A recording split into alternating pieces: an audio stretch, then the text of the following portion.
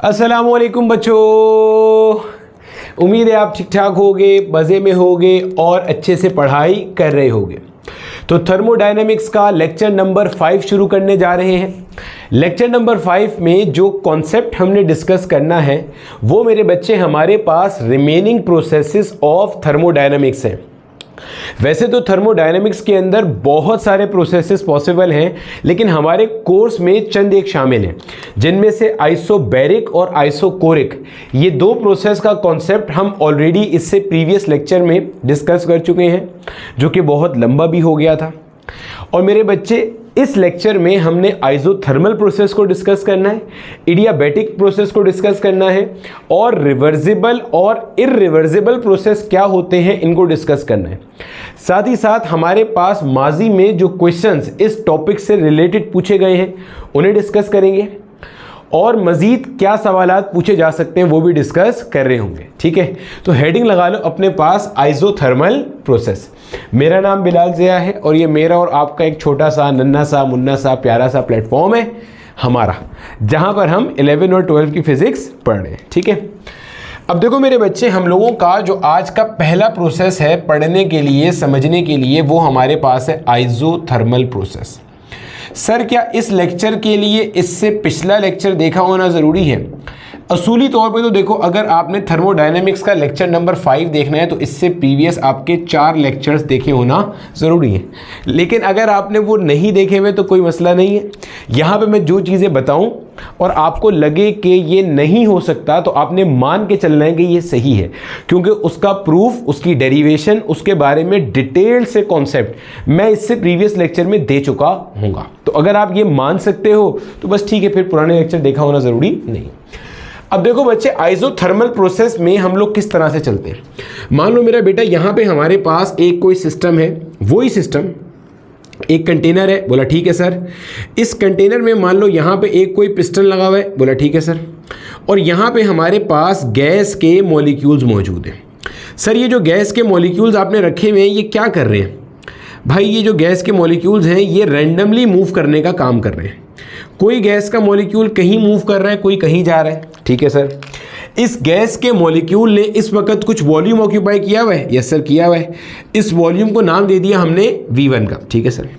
इस वक्त इस सिस्टम की कोई ना कोई इंटरनल एनर्जी होगी, बिल्कुल होगी। और इंटरनल एनर्जी डिपेंड करती है किसके ऊपर? टेम्परेचर के ऊपर। तो इस वक्त इस सिस्टम का कोई टेम्परेचर है जिसको मैंने मान लिया कि टेम्परेचर का वैल्यू हमारे पास क्या है?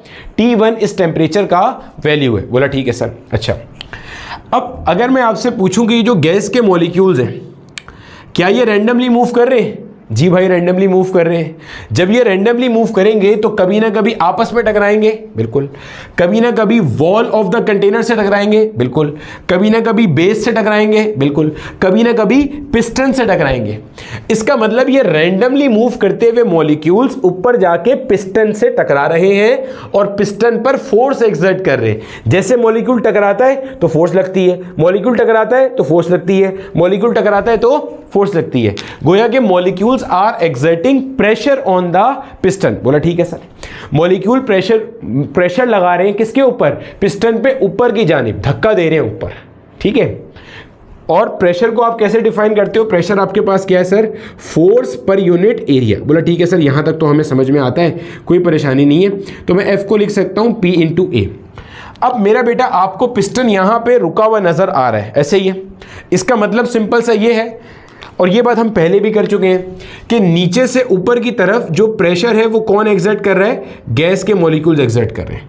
अगर पिस्टन यहाँ रुका हुआ है तो इसका मतलब ऊपर से नीचे की तरफ जो प्रेशर है वो किस पे एक्सर्ट किया जा रहा है? गैस पर एक्सर्ट किया जा रहा है। सर नीचे की तरफ कौन प्रेशर एक्सर्ट कर रहा है? ये पिस्टन प्रेशर एक्सर्ट कर रहा है। क्या मतलब सर? ये मान लो मेरा बेटा आपके पास पिस्टन है, ठीक है। अब इसको इमेजिन करो, ये पिस्टन है। सर ये पिस्टन ऊपर से नीचे जो आप कह रहे हैं प्रेशर एक्सर्ट कर रहा है ऑन गैस मॉलिक्यूल, ये कैसे कर रहा है? भाई इस पिस्टन का अपना एक वेट है, W = mg। उस वेट की वजह से ये कहाँ जाना चाहता है? नीचे जाना चाहता है। साथ ही साथ जहाँ ये पिस्टन है इसके सराउंडिंग में एयर मॉलिक्यूल्स होंगे, बिल्कुल होंगे। तो जब एयर मॉलिक्यूल्स हैं तो इसका मतलब यहाँ पे मेरा बेटा एटमॉस्फेरिक प्रेशर एक्ट कर रहा होगा। बिल्कुल। तो यहां पे एटमॉस्फेरिक प्रेशर भी एक्ट कर रहा है और इस पिस्टन का अपना वेट भी है जो कहां एक्ट कर रहा है, डाउनवर्ड। पिस्टन मॉलिक्यूल्स पे नीचे की जानिब फोर्स लगा रहा है, प्रेशर लगा रहा है। मॉलिक्यूल्स पिस्टन पर ऊपर की जानिब, ऊपर की डायरेक्शन में फोर्स लगा रहे हैं, प्रेशर एक्सर्ट कर रहे हैं।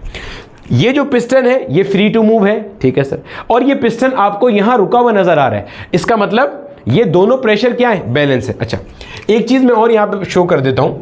यहां पे मान लो इस जगह पे ऐसा कोई कंटेनर सा पिस्टन के ऊपर लगा हुआ है और इस कंटेनर के अंदर मैंने छोटी छोटी मास बॉल्स रखी हुई है। मतलब छोटे छोटे वेट नहीं होते जैसे आपने बचपन में कभी केमिस्ट्री का एक्सपेरिमेंट करते हुए देखे होंगे, ऐसे समझ लो मैंने इसमें छोटी छोटी बॉल्स रखी हुई हैं ताकि आपको ये समझा सकें कि ऊपर से प्रेशर एक्सर्ट हो रहा है। ये जो बॉल रखी हुई है ये बहुत छोटे छोटे मास की है, ऐसे समझ लो बहुत टाइनी बॉल्स है, एक माइक्रोग्राम की एक बॉल है, बहुत चुन्नी सी बॉल्स है। जैसे छर्रे नहीं होते, छर्रे वाली बंदूक देखी है, उसमें जो छर्रे निकलते हैं, ठीक है, मारना नहीं चाहिए किसी को, मैं समझा रहा हूं सिर्फ। तो ये छोटे छोटे छर्रे टाइप हैं, छोटे छोटे मार्बल्स हैं, समझ लो बहुत छोटे छोटे, एक माइक्रोग्राम के। माइक्रो का मतलब क्या होता है भाई, 10⁻⁻⁶। ये कुछ समझाने के लिए करें, बहुत छोटे छोटे वेट यहां रखे हुए। अब हो क्या रहा है, ये जो पिस्टन है, अब ये जो सारा का सारा मास है ये भी डाउनवर्ड एक्ट कर रहा है, पिस्टन का जो वेट है वो भी डाउनवर्ड एक्ट कर रहा है, एटमॉस्फेरिक प्रेशर भी डाउनवर्ड एक्ट कर रहा है। गोया के ऑल इन ऑल आपको ये समझ में आना चाहिए कि ये जो गैस है ये ऊपर जाने के लिए प्रेशर लगा रही है और जो पिस्टन है वो नीचे आने के लिए फोर्स लगा रहा है, प्रेशर लगा रहा है, और पिस्टन यहां पे रुका हुआ नजर आ रहा है। इसका मतलब सिस्टम इक्विलिब्रियम के अंदर है, जितना प्रेशर ऊपर की जानिब लग रहा है पिस्टन पर, उतना प्रेशर पिस्टन नीचे लगा रहा है, किस पर, गैस पर। तो पिस्टन आपको यहां रुका हुआ नजर आ रहा है। बोला ठीक है सर। अब इसकी कहानी आगे चलते हैं, जरा पहले कुछ चीजें हम और पढ़ लें।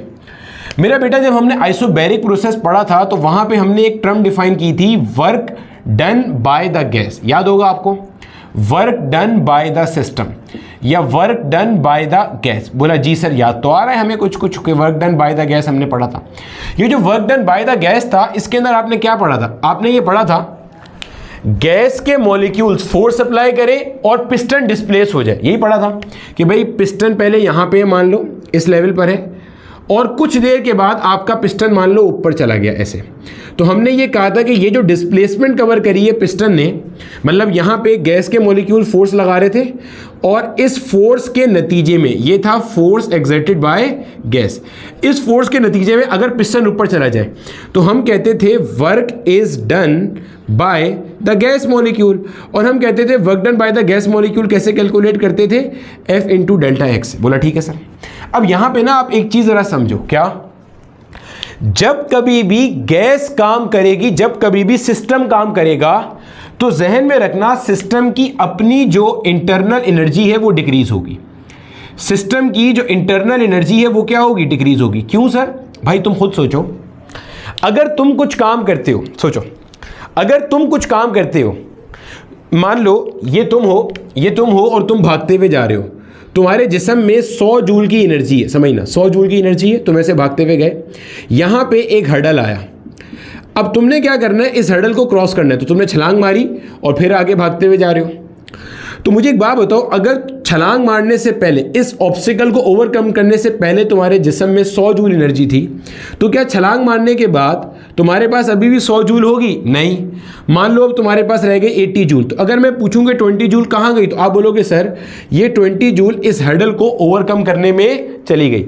बिल्कुल ऐसे ही ये जो गैस के मॉलिक्यूल्स हैं ये क्या कर रहे हैं, ये पिस्टन के ऊपर फोर्स लगा रहे हैं और फोर्स लगा रहे हैं, डिस्प्लेसमेंट कवर हो रही है, यानी कि work is being done by the gas against the surrounding. Against the surrounding से क्या मुराद है सर, कॉन्सेप्ट का ना फील लेते चलो भाई। यहां पे आपके पास ये है ना, ये एटमॉस्फेरिक प्रेशर मौजूद है, यानी कि एटमॉस्फेयर मौजूद है, बिल्कुल सही है। एटमॉस्फेयर पिस्टन को ऐसे नीचे दबा रहा है, इस पिस्टन का वेट भी इसे नीचे लेके जा रहा है। इन सब को मुकाबला करते हुए आपकी जो गैस है वो पिस्टन को अगर ऊपर धकेल दे, पिस्टन ऊपर चला जाए, तो गोया के सराउंडिंग के अगेंस्ट में वर्क डन हुआ। Work is done by the system against the surrounding. तो सीखना क्या है, जब भी सिस्टम काम करेगा तो सिस्टम की खुद की जो इंटरनल एनर्जी है वो क्या होगी भाई साहब, डिक्रीज होगी। इंटरनल एनर्जी डिक्रीज होगी तो आप बोलोगे सिस्टम का जो टेम्परेचर है वो टेम्परेचर क्या होगा, डिक्रीज होगा। और ये कब होगा? जब work is done by the gas. और जब work done by the gas होता है, हम कहते हैं कि सिस्टम क्या किया है? सिस्टम एक्सपेंड किया है, क्योंकि पिस्टन कहां गया है? ऊपर गया है। तो जहन में रखना, आपने इसको अपने केमिस्ट्री में भी पढ़ा होगा और ऐसे पढ़ा होगा कि एक्सपेंशन एक अदद कूलिंग प्रोसेस है। एक्सपेंशन की वजह से टेम्परेचर कम होता है, या एक्सपेंशन कैसा प्रोसेस है? कूलिंग प्रोसेस है। रीजन अब आपको समझ में आ गई? एक्सपेंशन कूलिंग प्रोसेस क्यों है? देखो समझो, फिर समझ लो, जल्दी नहीं है कोई। ये जो आप बुनियादी प्रिंसिपल ढंग से पढ़ोगे तो मैं आइसोथर्मल और एडियाबैटिक दोनों में यही प्रिंसिपल अप्लाई करने वाला हूं। ये मान लो बेस ऑफ द सिस्टम है, यहां पे आपका बेस था, यहां आपका पिस्टन है।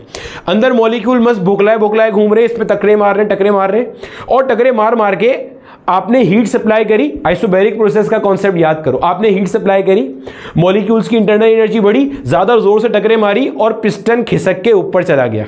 तो गोया अगेंस्ट द सराउंडिंग काम हुआ। अब जब अगेंस्ट द सराउंडिंग काम हुआ तो मॉलिक्यूल्स का टेम्परेचर क्या होगा? कम होगा। इंटरनल एनर्जी क्या होगी? डिक्रीज होगी। क्यों? क्योंकि मॉलिक्यूल्स ने अपनी एनर्जी को इस्तेमाल करते हुए वर्क डन किया अगेंस्ट द सराउंडिंग। बोला ठीक है सर। तो समझ में आ गया कि भाई work done by the gas होगा तो सिस्टम की इंटरनल एनर्जी डिक्रीज होगी, टेम्परेचर डिक्रीज होगा, और work done by the gas का मतलब क्या? पिस्टन ऊपर जाएगा, पहले के मुकाबले में जो सिस्टम वॉल्यूम ऑक्यूपाई कर रहा है वो बढ़ जाएगा, और एक्सपेंशन आएगी। तो हम कहेंगे एक्सपेंशन एक अदद कैसा प्रोसेस है? कूलिंग प्रोसेस है। अच्छा, अब इसके बरअक्स अगर work done on the gas हो, अगर work done on the gas हो, देखो भाई work done on the gas कब होता है, जरा ये भी समझना हम जरा। इस केस में इंटरनल एनर्जी बढ़ती है, टेम्परेचर बढ़ता है, हीटिंग प्रोसेस है। Sir work done on the gas होता कैसे? ये मान लो मेरे बच्चे एक सिस्टम है आपके पास, और यहां पे आपके पास एक पिस्टन था। बोला ठीक है सर। यहां पे आपके पास गैस के मॉलिक्यूल्स थे, रैंडमली मूव कर रहे थे। आपने क्या किया? आपने यहां पे एक्सटर्नल प्रेशर को इंक्रीज किया, एक्सटर्नल प्रेशर को बढ़ाया। आपने मान लो ऐसे पिस्टन था, आपने ऊपर से पिस्टन को पकड़ के नीचे की जानिब दबा दिया। आप पिस्टन को कहां, मतलब भाई अभी इस वक्त पिस्टन यहां रुका हुआ है, ना ऊपर जा रहा है ना नीचे जा रहा है। इसका मतलब जो मॉलिक्यूल ऊपर की जानिब प्रेशर लगा रहे हैं और जो पिस्टन की तरफ से नीचे की तरफ प्रेशर लग रहा है वो दोनों एक बराबर है। आपने क्या किया? आपने पिस्टन को पकड़ के नीचे दबाना शुरू कर दिया, नीचे की जानिब फोर्स करना शुरू कर दिया। गोया कि एक्सटर्नल प्रेशर जो कि मॉलिक्यूल्स पे लग रहा है वो बढ़ गया। तो अल्टीमेटली हो आप बोलोगे work is being done on the gas. Surrounding gas पर, सराउंडिंग सिस्टम पर काम कर रही है, और सराउंडिंग सिस्टम पर काम कर रही है तो क्या हो रहा है? कंप्रेशन आ रहा है। अब आप बोलोगे सर ये तो समझ में आ गया कि सराउंडिंग सिस्टम पर काम कर रही है तो कंप्रेशन आ रहा है, वॉल्यूम डिक्रीज हो रहा है, लेकिन टेम्परेचर इंक्रीज कैसे हो रहा है? आप कह रहे हैं कि जब वर्क डन होगा ऑन द गैस तो इंटरनल एनर्जी इंक्रीज होगी, इंटरनल एनर्जी इंक्रीज होगी, टेम्परेचर इंक्रीज होगा। ये कैसे कह रहे हैं? अभी समझाते हैं। जहन में रखना, आप जब कभी भी, गौर से सुनना, आप जब कभी भी किसी भी बॉडी पर काम करते हो तो वो जो आप work done on the object कर रहे होते हो वो बॉडी के अंदर स्टोर होता है in the form of energy. कैसे सर? मिसाल से समझाएं। आगे चल के हमने अगला चैप्टर पढ़ना है इलेक्ट्रोस्टैटिक्स, उसमें आप पढ़ोगे, यहां मान लो आपके पास एक सोर्स चार्ज है, ये इसके सराउंडिंग में एक फील्ड है। बोला ठीक है सर। यहां पे आपके पास एक चार्ज है, ये वाला चार्ज जो कि सोर्स चार्ज है नहीं चाहता कि टेस्ट चार्ज इसकी फील्ड में आए, क्योंकि दोनों पॉजिटिव हैं, रिपल्जन होगी।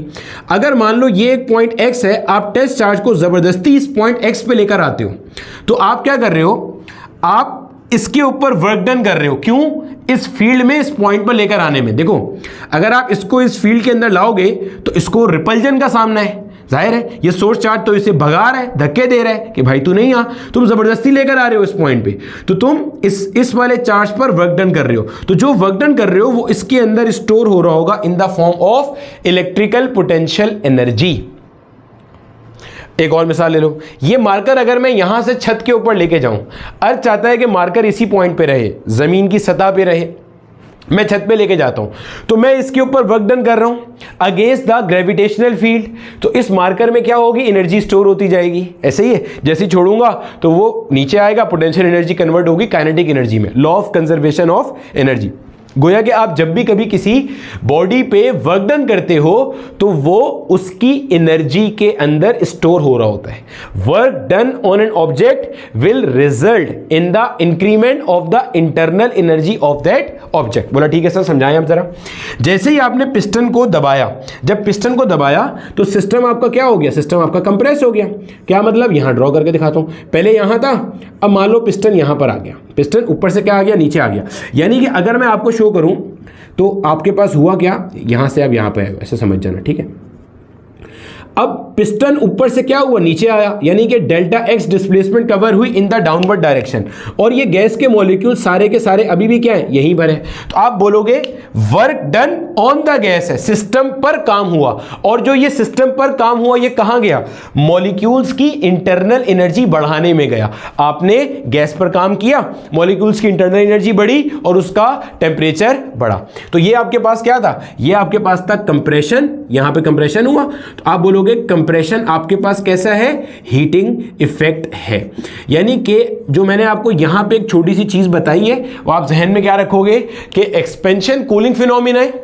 जब भी work done by the gas होगा सिस्टम काम करेगा, पिस्टन ऊपर जाएगा, पिस्टन ऊपर जाएगा तो आपके पास क्या होगा, पिस्टन ऊपर जाएगा तो आपके पास क्या होगा, internal energy of the system decrease होगी, टेम्परेचर डिक्रीज होगा।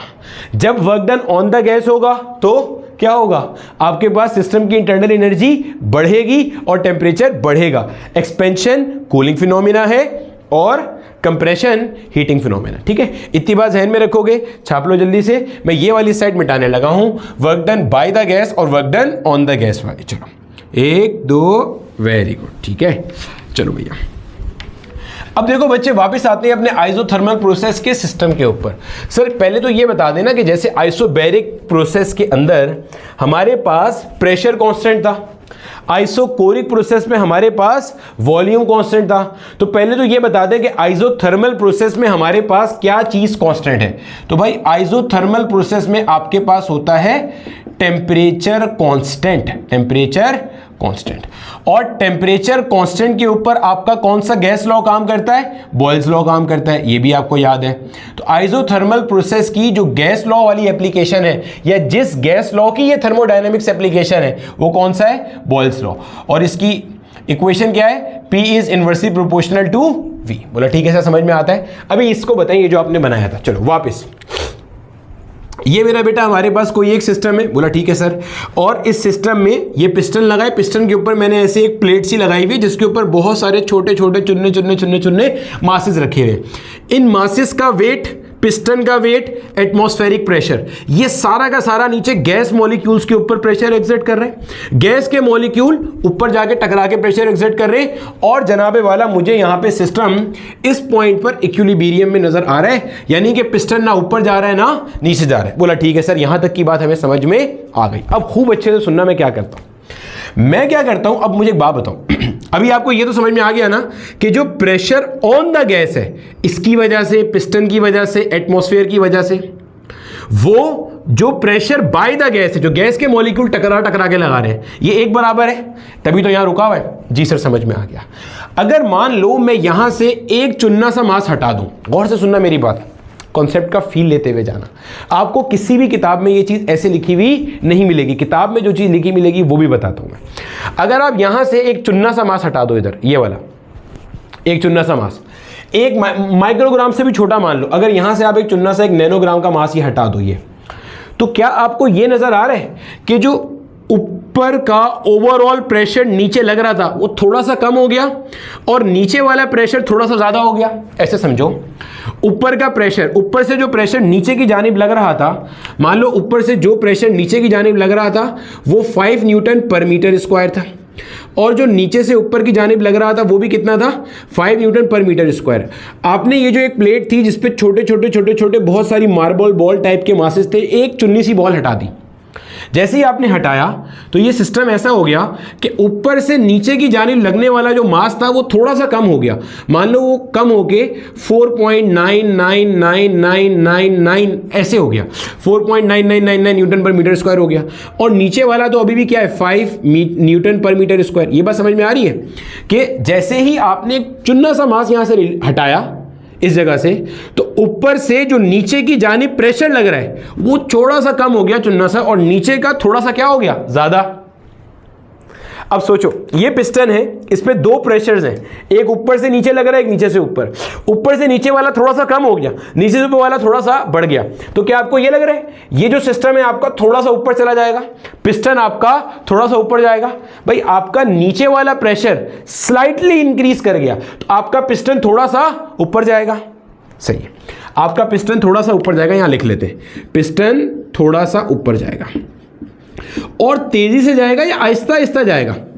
पिस्टन थोड़ा सा ऊपर जाएगा और तेजी से जाएगा या आहिस्ता आहिस्ता? बहुत आहिस्ता आहिस्ता जाएगा, स्लोली, वेरी स्लोली। क्यों सर? अबे नीचे वाला प्रेशर चुनना से ही तो ज्यादा है। देखो इसमें से इसको माइनस करोगे तो 0.000000 इतना थोड़ा सा ज्यादा है। पॉइंट समझ में आ रहा है? मतलब जो डिफरेंस आएगा वो बहुत थोड़ा सा आ रहा है, ना होने के बराबर डिफरेंस आ रहा है। पॉइंट समझ में आ रहा है? तो स्लोली जाएगा ऊपर। अब जैसे ही आपका पिस्टन ऊपर जाएगा, क्या मैं ये कह सकता हूं एक्सपेंशन हुई है? आपका जो आपकी गैस ने काम किया, पिस्टन ऊपर गया, सिस्टम एक्सपेंड किया, वॉल्यूम बढ़ गया, और इसका मतलब जो इंटरनल एनर्जी है वो डिक्रीज हुई होगी। भाई पिस्टन थोड़ा सा ऊपर गया, गौर से सुनना, पिस्टन थोड़ा सा ऊपर गया, इसका मतलब आपके सिस्टम ने थोड़ा सा काम किया।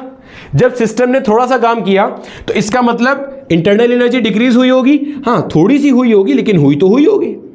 थोड़ी सी हुई लेकिन हुई तो सही ना, क्योंकि एक्सपेंशन कूलिंग होती है। कैसे सर?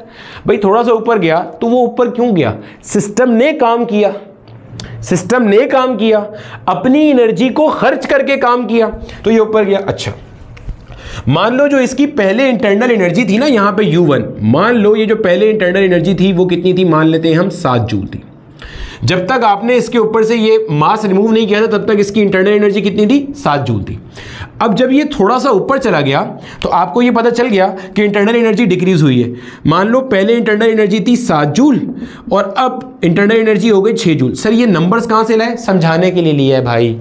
पहले 7 जूल थी, अब कम हो गई, कितनी हो गई? 6 जूल। कोई पूछे यार ये जो 1 जूल का आपको डिफरेंस नजर आ रहा है, ये 1 जूल कहां गया? बोलना भाई वर्क डन करने में गया, सिस्टम ने काम किया, उस वर्क डन में ये डिफरेंस चला गया। बोला ठीक है सर। अब ये जो आपका प्रोसेस है, गौर से सुनो, ये प्रोसेस कैसा है? Isothermal process. आइसोथर्मल प्रोसेस वो होता है कि जिसमें आपका टेम्परेचर कांस्टेंट रहता है, टेम्परेचर चेंज नहीं होता। और हमें ये पता है कि अगर टेम्परेचर कांस्टेंट है, और से सुनना, हमें ये पता है कि अगर टेम्परेचर कांस्टेंट है तो टेम्परेचर डिफाइन करता है इंटरनल एनर्जी को। इसका मतलब internal energy of the gas will remain constant, क्योंकि आइडियल गैस है। बोला ठीक है सर। अगर टेम्परेचर कांस्टेंट है तो इंटरनल एनर्जी कांस्टेंट है, और अगर टेम्परेचर कांस्टेंट है तो आप कहोगे पूरे प्रोसेस में चेंज इन टेम्परेचर क्या है? 0। या पूरे प्रोसेस में चेंज इन इंटरनल एनर्जी क्या है? 0। ये एग्जामिनर किसी भी तरीके से पूछता है कि आइसोथर्मल प्रोसेस वो है कि जिसमें टेम्परेचर कांस्टेंट रहता है। देखो प्रोसेस कोई भी हो उसमें एक्सपेंशन या कंप्रेशन आती है, या आप समझ लो उसका स्टेट चेंज होता है। स्टेट चेंज होने से क्या मुराद है?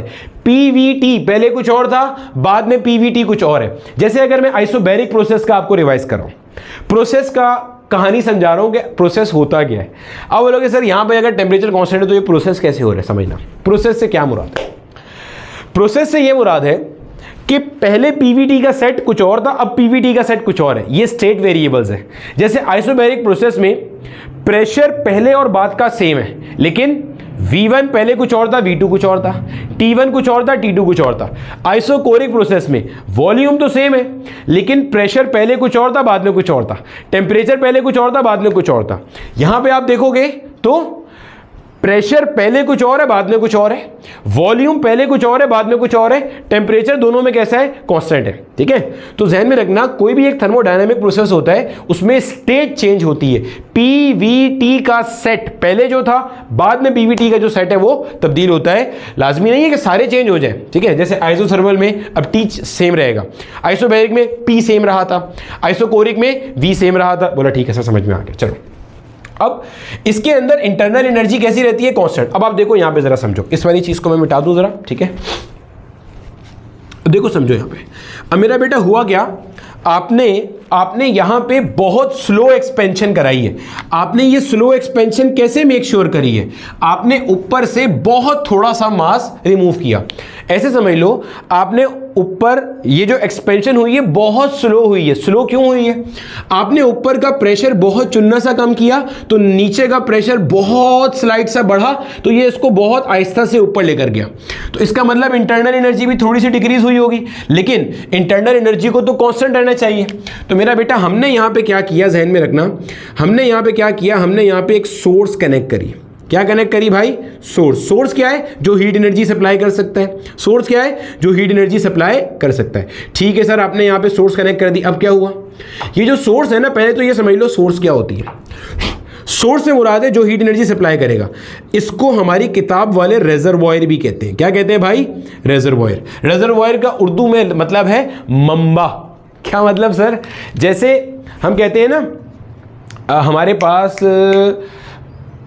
सूरज जो है वो रोशनी का रेजर्वॉयर है, रोशनी का मंबा है, सोर्स है। जैसे आप कहो ना किसी बंदे के बारे में कि यार ये बहुत आलिम फाजिल है, ये सोर्स ऑफ नॉलेज है, ये इल्म का मंबा है। ठीक है, ये चीज होती है। तो रेजर्वॉयर क्या है? High temperature reservoir. सोर्स क्या है? हाई टेम्परेचर रेजर्वॉयर जो कि हीट दे सकता है। ऐसे ही एक सिंक आएगा। सिंक क्या है? लो टेम्परेचर रेजर्वॉयर जो कि हीट ले सकता है। तो सोर्स क्या है? High temperature reservoir. High temperature reservoir. अब हुआ क्या? हाइट और सिंक क्या होगा? Low temperature reservoir. यहां से क्या हुआ? अब आप देखो, यहां पे मेरा बेटा आपके पास कितना एनर्जी का डिफरेंस आया? 1 जूल का। तो सोर्स से एनर्जी इसके अंदर जाएगी कितनी? 1 जूल, ताकि इनकी इंटरनल एनर्जी वापस 6 जूल से वापस बढ़ के कितनी हो जाए? 7 जूल हो जाए। देखो आहिस्ता से समझो हुआ क्या है। कोई जल्दी नहीं है, कोई परेशानी नहीं है। ये हमारे पास आइसोथर्मल प्रोसेस है। समझो, देखो भैया, आपके पास एक सिस्टम था। बोला ठीक है सर, उस सिस्टम के अंदर आपने वेरी स्लो एक्सपेंशन करवाई। जब आपने बहुत स्लो एक्सपेंशन करवाई तो हुआ क्या? जैसे ही सिस्टम एक्सपेंड किया, उसकी इंटरनल एनर्जी कम होने लगी। इंटरनल एनर्जी कम क्यों होने लगी? क्योंकि सिस्टम काम कर रहा है अगेंस्ट द सराउंडिंग। नीचे आपने कनेक्ट करी हुई है सोर्स, उस सोर्स से हीट एनर्जी निकल के कहां चली गई? सिस्टम के पास। तो हुआ क्या? इंटरनल एनर्जी को चेंज होने नहीं दिया। यानी कि सिस्टम ने जो काम किया, उस काम के करने में जितनी एनर्जी सिस्टम ने खर्ची, वो बाहर से इनवर्ट फ्लो कर गई। सोर्स ने वो एनर्जी इसको प्रोवाइड कर दी। आपने इंटरनल एनर्जी को चेंज होने नहीं दिया। फिर सुनो, आपका एक सिस्टम था, आपने पिस्टन को बहुत आहिस्ता से ऊपर लेकर गए, जिसको मैंने एक मिसाल से समझाया। आपने ऊपर एक प्लेट रखी हुई है जिसमें मार्बल थे। किताब वाले आपको ऐसे बताएंगे, पिस्टन को बहुत आहिस्ता से ऊपर लेकर गए। तो सिस्टम ने काम किया against the surrounding.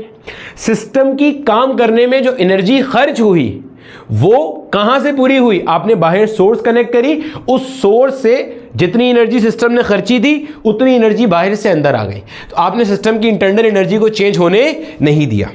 In actual हम ये कैसे मेंटेन करते हैं? इन एक्चुअल रियल लाइफ में आइसोथर्मल प्रोसेस कैसे होता है? रियल लाइफ में आइसोथर्मल प्रोसेस ऐसे होता है कि ये जो आइसोथर्मल प्रोसेस होता है, इसको आप कहते हो they are very slow process. Slow, very slow process होते हैं, बहुत स्लो प्रोसेस होता है।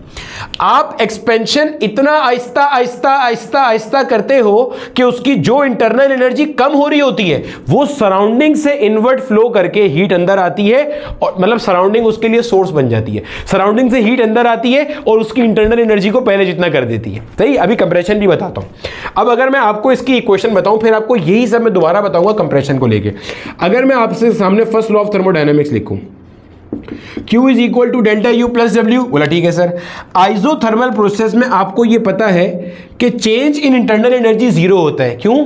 क्योंकि आप इतना स्लो एक्सपेंशन या कंप्रेशन कराते हो कि सिस्टम की इंटरनल एनर्जी चेंज ही नहीं होती। चेंज होने लगती है तो सोर्स से हीट आ जाती है उतनी ही जितनी उसकी खर्च हुई थी, तो बराबर हो जाती है। तो आप बोलोगे सिस्टम को आपने जितनी हीट एनर्जी दी उसने सबका काम कर दिया। क्या मतलब सर? जरा समझाएं। देखो समझो, सिस्टम की पहले इंटरनल, इसी मिसाल से समझो, सिस्टम की पहले इंटरनल एनर्जी 7 जूल थी। बोला ठीक है सर।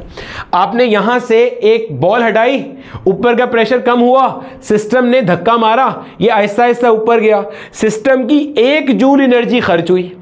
बाहर से 1 जूल एनर्जी अंदर आ गई, सिस्टम को वापस मिल गई। तो गोया सिस्टम ने जो काम किया वो उतना ही है जितनी एनर्जी बाहर से आई। तो आपने सिस्टम को जो हीट दी वो सारी की सारी किस काम में चली गई? वर्क डन में। आप सिस्टम को हीट दे रहे हो, जितनी हीट दे रहे हो वो सारी की सारी किस काम में जा रही है? वर्क डन करने में। यहां पे इंटरनल एनर्जी चेंज नहीं हो रही। The heat given to the system is utilize in doing work against the surrounding. अब बच्चे के ध्यान में एक सवाल आता है, अच्छे बच्चे के ध्यान में, सर आइसोबैरिक प्रोसेस में भी हम सिस्टम को हीट दे रहे थे, वहां पे इंटरनल एनर्जी भी चेंज हो रही है और वर्क डन भी हो रहा है, यहां पे दे रहे हैं तो इंटरनल एनर्जी चेंज नहीं हो रही। क्यों नहीं हो रही? आइसोबैरिक प्रोसेस में आपको यह नहीं कहा था कि स्लो प्रोसेस है या आप आहिस्ता आहिस्ता हीट दोगे, नहीं, यहां पे क्या है? आहिस्ता आहिस्ता हीट दे रहे हैं, सारा का सारा वर्क डन करने में जा रहा है। वहां पे क्या था? आपने बल्क में हीट दी, उसने इंटरनल एनर्जी भी चेंज करी और वर्क डन भी किया। यहां पे इंटरनल एनर्जी को चेंज होने का मौका ही नहीं मिल रहा, प्रोसेस इतना स्लो है, एनर्जी वो ले ही उतनी रहा है कि जितना वो क्या कर रहा है? वर्क डन कर रहा है। ये आपके पास क्या हो गया? Isothermal process. बोला ठीक है सर, समझ में आता है। अब एक काम करें, इसी चीज को मुझे जरा कंप्रेशन में भी समझा दें। चलो इसी चीज को हम ना कंप्रेशन में समझते हैं, फिर इसकी इक्वेशंस पढ़ेंगे और उसको देखेंगे, ठीक है? किसको देखेंगे? वैसे तो आपको ये क्वेश्चन अभी भी समझ में आ जाएगी, लेकिन चलो अभी देखते हैं। अब देखो आपके पास आइसोथर्मल कंप्रेशन से क्या मुराद है? यही पूरा सिस्टम है, एज इट इज मैंने यहाँ पे सिस्टम ड्रॉ कर दिया। ये मान लो मेरे बच्चे, हमारे पास कंटेनर है, इस कंटेनर में इस जगह पे हमारे पास एक पिस्टन मौजूद है। बोला ठीक है सर। इस पिस्टन में ऊपर ऐसे एक प्लेट लगी हुई है, ठीक है, ये समझाने के लिए। और यहाँ पे आपके पास ना ऐसे छोटे छोटे छोटे छोटे मास बॉल्स रखी हुई है, ठीक है। बोला सही है सर। यहाँ पे आपके पास गैस के मॉलिक्यूल्स हैं जो कि क्या कर रहे हैं? रैंडमली मूव कर रहे हैं। और मान लो अभी सिस्टम की जो इंटरनल एनर्जी है वापस कितनी है भाई साहब? 7 जूल है। समझाने के लिए मान लिया कितनी है? 7 जूल है। बोला ठीक है सर।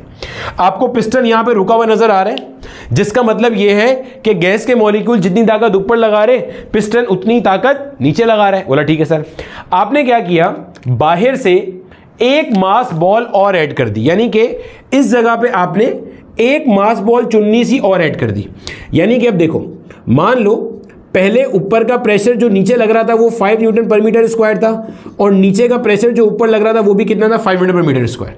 आपने ऊपर एक छोटी सी मास बॉल और ऐड कर दी, 1 नैनोग्राम की, 1 माइक्रोग्राम की। तो हुआ क्या? ऊपर का प्रेशर थोड़ा सा बढ़ गया, ऐसे हो गया, चुन्ना सा ऊपर का प्रेशर बढ़ गया। ये ऊपर का प्रेशर है जो ऊपर से नीचे की तरफ लग रहा है, और नीचे का प्रेशर अभी भी कितना है? 5 न्यूटन पर मीटर स्क्वायर। अब मुझे एक बात बताओ, अब सुनो, समझो गौर से बात को, समझो। जो पिस्टन ऊपर से नीचे प्रेशर लगा रहा है वो थोड़ा सा बढ़ गया, बहुत मामूली सा, स्लाइड सा बढ़ गया, और नीचे वाला प्रेशर क्या है? कम है। तो पिस्टन ऊपर से थोड़ा नीचे आ जाएगा, यानी कि सराउंडिंग वर्क करेगी ऑन द गैस। सोचो, सराउंडिंग वर्क करेगी ऑन द गैस, कंप्रेशन होगी। और जब किसी बॉडी पे काम किया जाता है तो वो एनर्जी एक्वायर करता है, तो जितना वर्क डन करेगा ये ऑन द गैस, इसका मतलब उतनी इसकी इंटरनल एनर्जी बढ़ जाएगी। मान लो पहले इसकी इंटरनल एनर्जी थी 7 जूल, जैसे ही सराउंडिंग ने इस पर काम किया वो कितनी हो गई? 8 जूल। लेकिन आप प्रोसेस कौन सा पढ़ रहे हो? Isothermal process. इसमें इंटरनल एनर्जी को चेंज होने नहीं देना। तो बाहर आपने यहां पे क्या कनेक्ट किया हुआ है? सिंक कनेक्ट किया हुआ है। ये जो सिंक कनेक्ट किया हुआ है, तो इसमें जितनी इंटरनल एनर्जी बढ़ी थी वो निकल के क्या हो गई? बाहर आ गई। तो 8 जूल से जब 1 जूल बाहर चली गई तो वापस कितना हो गया? 7 जूल हो गया। कंप्रेशन भी हो गया और इंटरनल एनर्जी भी चेंज नहीं हुई, क्योंकि लम्हाती तौर पे जो चेंज आया वो सिस्टम ने बाहर डिस्कार्ड कर दिया सिंक को। अब बोलोगे सर प्रैक्टिकली ये काम कैसे होता है? प्रैक्टिकली जो आपकी सराउंडिंग है ये सोर्स भी बनती है, सिंक भी बनती है। जब सिस्टम एक्सपेंड करता है वेरी स्लोली, तो जो इंटरनल एनर्जी कम हो रही होती है उसके लिए बाहर से हीट एनर्जी अंदर जाती है और उसको मेकअप कर लेती है। जब सिस्टम कंप्रेस कर रहा होता है वेरी स्लोली, तो जो इंटरनल एनर्जी बढ़ती है वो अंदर से बाहर चली जाती है, बाहर वाला हिस्सा आपका सिंक बन जाता हैगा। सही है। अब अगर इसकी मैं इक्वेशन लिखूंगा तो यही सेम इक्वेशन इसके लिए भी आएगी, बस -q is equal to -w हो जाएगा। सर -q क्यों आ रहा है? इसलिए कि आइसोथर्मल कंप्रेशन में सिस्टम में से हीट निकल के बाहर जा रही है।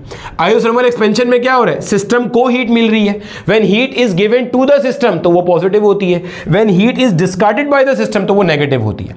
तो -q is equal to -w। -w क्या शो कर रहा है? वर्क डन हो रहा है ऑन द सिस्टम। ये क्या शो कर रहा है? वर्क हो रहा है ऑन द सिस्टम। यहां पॉजिटिव क्या शो कर रहा है? वर्क हो रहा है बाय द सिस्टम। और माइनस क्यू क्या शो कर रहा है कि heat is rejected by the system, यानी कि सिस्टम ने जितनी हीट रिजेक्ट करी वो उतनी ही थी जितना उस पर काम किया गया। जितना उस पर काम किया गया, उसने इंटरनल एनर्जी बढ़ाने की कोशिश करी, उसने वो सारी हीट क्या कर दी, रिजेक्ट कर दी। ठीक है भैया, छाप लो जल्दी से, इसकी इंडिकेटर डायग्राम पढ़ते हैं, इसके वर्क डन का फिनोमेना पढ़ते हैं और इससे रिलेटेड पीटी वीटी डायग्राम्स देखते हैं। अब देखो मेरे बच्चे, हम लोग इसकी पढ़ने लगे हैं डायग्राम्स और इक्वेशंस। ठीक है, अगर मैं आपके सामने इसकी डायग्राम बनाऊं, अच्छा सर इससे पहले वो इक्वेशन तो बता दें। देखो भाई, अगर इसकी इक्वेशन की बात करें तो बॉयल्स लॉ वाली इक्वेशन है, P is inversely proportional to V। ये आपको अभी समझ में आ गया। जैसे ही आपने एक्सटर्नल प्रेशर बढ़ाया तो वॉल्यूम कम होना शुरू हो गया, जो भी आखिरी केस पढ़ा है आइसोथर्मल कंप्रेशन वाला। आपने ऊपर जैसे ही एक चुन्ने से मास की बॉल ऐड करी तो सिस्टम ने वर्क किया, सराउंडिंग ने वर्क किया ऑन द सिस्टम, तो प्रेशर बढ़ा, वॉल्यूम कम हो गया। और आइसोथर्मल एक्सपेंशन में क्या हुआ था, जैसे ही आपने एक्सटर्नल प्रेशर डिक्रीज किया, एक्सटर्नल प्रेशर में से एक बॉल हटाई आपने, तो वॉल्यूम क्या हुआ, बढ़ा। तो प्रेशर बढ़ाएंगे तो वॉल्यूम कम होगा, प्रेशर कम करेंगे तो वॉल्यूम बढ़ेगा। ठीक है सर, ये बन जाएगा जनाब P is equal to some constant divided by V। K को मैं कांस्टेंट कह रहा हूँ, K कुछ भी हो सकता है। V को अगर मैं वहां ले जाऊंगा तो बन जाएगा P into V is equal to some constant. अब आप देखो, इसको आप ऐसे लिख सकते हो, स्टेट 1 के लिए आप बोलो P1 V1 is equal to K, और स्टेट 2 के लिए आप बोलोगे P2 V2 is equal to K। क्या मतलब सर, स्टेट 1 स्टेट 2? अरे भैया, ये जो आपका सिस्टम था, ये जो आपका सिस्टम था एक्सपेंशन से पहले, इसे कह दिया स्टेट 1, और जब आपने ऊपर से वो बॉल रिमूव करी जिससे ऊपर से नीचे लगने वाला प्रेशर कम हुआ और पिस्टन थोड़ा सा ऊपर चला गया, जो आइसोथर्मल एक्सपेंशन हुआ, पहले यहाँ था अब थोड़ा सा ऊपर चला गया, देखो नजर आ रहा है, पहले के मुकाबले में थोड़ा सा ऊपर चला गया। तो अब इस वाले को आपने कह दिया स्टेट 2। ठीक है, तो ये आपके पास हो जाएगा जनाब P1 V1, ये हो जाएगा आपके पास P2 V2। भाई वॉल्यूम भी चेंज हो गया, प्रेशर भी चेंज हो गया, तो P1 V1 P2 V2। बोला ठीक है सर, समझ में आती है, कोई परेशानी वाली बात यहाँ तक हमारे पास नहीं है। तो P1 V1 को K कह दिया, P2 V2 को भी K कह दिया। जब आप इन दोनों की राइट साइड को इक्वेट करोगे तो क्या बनेगा, P1 V1 is equal to P2 V2। P1 V1 is equal to P2 V2, जहन में रखेंगे इस बात को, P1 V1 is equal to P2 V2। ये भी हमारी एक इक्वेशन है। अब मेरा बेटा, अगर हम इसको ड्रॉ करते हैं प्रेशर वॉल्यूम कर्व को, तो मेरे बच्चे ये कर्व कुछ इस तरह से बनता है। ये वही कर्व है जिसकी मैं आपको पहले भी मिसालें देता रहा हूँ। ये मेरा बेटा हमारे पास कहलाता है आइसोथर्म। क्या कहलाता है ये, आइसोथर्म कहलाता है। ठीक है, यहाँ लिख भी देते हैं, ये मेरे बच्चे हमारे पास कहलाता है आइसोथर्म। और वैसे अगर आपने बॉयल्स लॉ का ग्राफ पढ़ा होगा तो इसको हम कहते हैं रेक्टेंगुलर हाइपरबोला, क्योंकि ये जिसकी इक्वेशन को फॉलो करता है वो रेक्टेंगुलर हाइपरबोला की इक्वेशन है, y is inversely proportional to x की। बोला ठीक है, समझ में आता है। ये दो क्यों बनाए हैं, एक मेरा बेटा आपको शो करेगा आइसोथर्मल एक्सपेंशन को, एक शो करेगा आइसोथर्मल कंप्रेशन को। अभी ड्रॉ करके भी दिखा देते हैं, समझिएगा। देखो दो हैं, यहाँ पे मैंने मार्क कर लिया कि ये V1 है, इसको मैंने मार्क कर लिया कि ये V2 है। आपको वाज़े तौर पे नज़र आ रहा है, वाज़े तौर पे नज़र आ रहा है कि V1 यहाँ पे कम है और V2 ग्रेटर है। फाइनल वॉल्यूम ज़्यादा है, इनिशियल वॉल्यूम कम है। इसका मतलब क्या हुआ होगा, इसका मतलब मेरे बच्चे आपके पास एक्सपेंशन आई होगी, एक्सपेंशन आई होगी। एक्सपेंशन आने का मतलब क्या है, एक्सपेंशन आने का मतलब ये है कि work is being done by the gas, system ने काम किया है तभी तो पिस्टन ऊपर गया है। बोला ठीक है सर, समझ में आती है। और इसकी अगर आप इक्वेशन लिखोगे तो आप बोलोगे plus QH is equal to plus W। Sir ये QH क्या है, QH से मुराद होती है heat given by the source to the system. जो H है ना वो शो कर रहा है हाई टेम्परेचर रिजर्वॉयर को। मैंने बताया था ना कि सोर्स आपकी हाई टेम्परेचर पे होती है और सिंक आपका लो टेम्परेचर पे होता है। तो QH is heat given by the high temperature reservoir to the system. बोला ठीक है सर, ये हो गया, सिस्टम एक्सपेंड कर रहा है, वॉल्यूम बढ़ रहा है। ठीक है, और यहां पे अगर आप बात करोगे तो देखो, इसको आपने कह दिया ये V1 है और इसको आपने कह दिया ये V2 है। आपको वाज़े तौर पे नजर आ रहा है कि आपके पास V2 is less than V1। V2 आपको छोटा नजर आ रहा है, V1 बड़ा नजर आ रहा है। फाइनल वॉल्यूम कम है और इनिशियल वॉल्यूम क्या है, ज्यादा है आपके पास। इस केस में आप बोलोगे, इस केस में आप बोलोगे कि ये क्या हो रही है, ये मेरा बेटा आपके पास हो रही है आइसोथर्मल कंप्रेशन। सिस्टम क्या हो रहा है, कंप्रेस हो रहा है। इसकी इक्वेशन लिखेंगे तो माइनस का QL is equal to minus का W, माइनस का QL is equal to minus का W, ठीक है। यानी कि heat is given by the system to the sink, heat is rejected by the system. System से हीट बाहर आ रही है, कितनी हीट बाहर आ रही है? जितना सिस्टम पर काम हुआ उतनी ही हीट बाहर आ रही है। क्लियर है? ठीक है। और इन शॉर्ट आप ये भी कह सकते हो, इसकी जो जनरल इक्वेशन है that is Q is equal to W। जितनी भी हीट आपने सिस्टम को दी सारी की सारी वर्क डन में खर्च हो गई, या वाइस वर्सा जितना आपने सिस्टम पर काम किया वो सारा in the form of heat system से बाहर आ गया। दूसरी इसकी पहचान, जो एग्जामिनर आपको टर्म यूज करेगा न्यूमेरिकल प्रॉब्लम वगैरह में, ये वेरी स्लो प्रोसेस है, बहुत ज्यादा स्लो प्रोसेस है, एक्सट्रीमली स्लो प्रोसेस। ठीक है, जितने भी आपके रियल लाइफ में स्लो प्रोसेसेस होते हैं वो सारे के सारे आइसोथर्मल होते हैं। अच्छा, वर्क डन पर इसके बाद में आते हैं। पहले जरा इसका जो कह लो कि अपना जो PT डायग्राम है वो भी देख लेते हैं और जो VT डायग्राम है वो भी देख लेते हैं। ठीक है सर, बताएं जरा PT डायग्राम बताएं, प्रेशर टेम्परेचर डायग्राम। ठीक है, अगर हम इसका प्रेशर टेम्परेचर डायग्राम देखें मेरे भाई, तो वो इस तरह से, ये है P, ये है T। वो मेरा बेटा ऐसे एक straight line that is perpendicular to temperature axis. ये क्या बता रहा है? ये बता रहा है मेरे भाई कि आपके पास टेम्परेचर कांस्टेंट है, प्रेशर कोई भी रहे, टेम्परेचर कैसा है? कांस्टेंट है। टेम्परेचर कांस्टेंट है, प्रेशर कोई भी रहता है। बोला ठीक है सर, समझ में आता है। अच्छा, इसके अंदर भी मैं 2 ड्रॉ करता हूँ, फिर इससे रिलेटेड भी एक सवाल पूछा गया है, वो भी आपको बता देते हैं। देखो 2 ड्रॉ करिए, एक के अंदर ये ऐसे ऊपर जा रहा है, एक के अंदर ये ऐसे नीचे जा रहा है। अब आपने यहां पे वीडियो को पॉज करके बताना है कि इसमें से कौन सा वाला आइसोथर्मल एक्सपेंशन है और कौन सा वाला आइसोथर्मल कंप्रेशन है। ये माजी में सवाल पूछा गया कि ये कौन सा वाला आइसोथर्मल एक्सपेंशन है और कौन सा वाला आइसोथर्मल कंप्रेशन है। अच्छे से सोच के बताओ कौन सा एक्सपेंशन है और कौन सा कंप्रेशन है। अब देखो बता रहा हूं, चलो देखो इधर देखो भैया, इसमें हो क्या रहा है? टेम्परेचर कांस्टेंट है, देख रहे हो? ये वाले प्रेशर पे भी टेम्परेचर यही है, यहां वाले प्रेशर पे भी टेम्परेचर यही है। प्रेशर कोई भी है, टेम्परेचर कांस्टेंट है। आपको इसमें नजर आ रहा है कि प्रेशर क्या हो रहा है? बढ़ रहा है। आपको ये बात पता है मेरे भाई, PV is equal to nRT। बोला ठीक है सर, हमें ये बात पता है। यहां पे N और R तो वैसे ही कांस्टेंट है और टेम्परेचर को आपने आइसोथर्मल प्रोसेस में खुद से कांस्टेंट कर दिया। इसका मतलब ये सारी चीज क्या हो गई? कांस्टेंट हो गई। तो गोया P इंटू V का जो प्रोडक्ट है वो कैसा होगा? कांस्टेंट होगा। समझना, अभी जरा आपको समझा रहा हूं। PV का प्रोडक्ट कैसा होगा? कांस्टेंट होगा।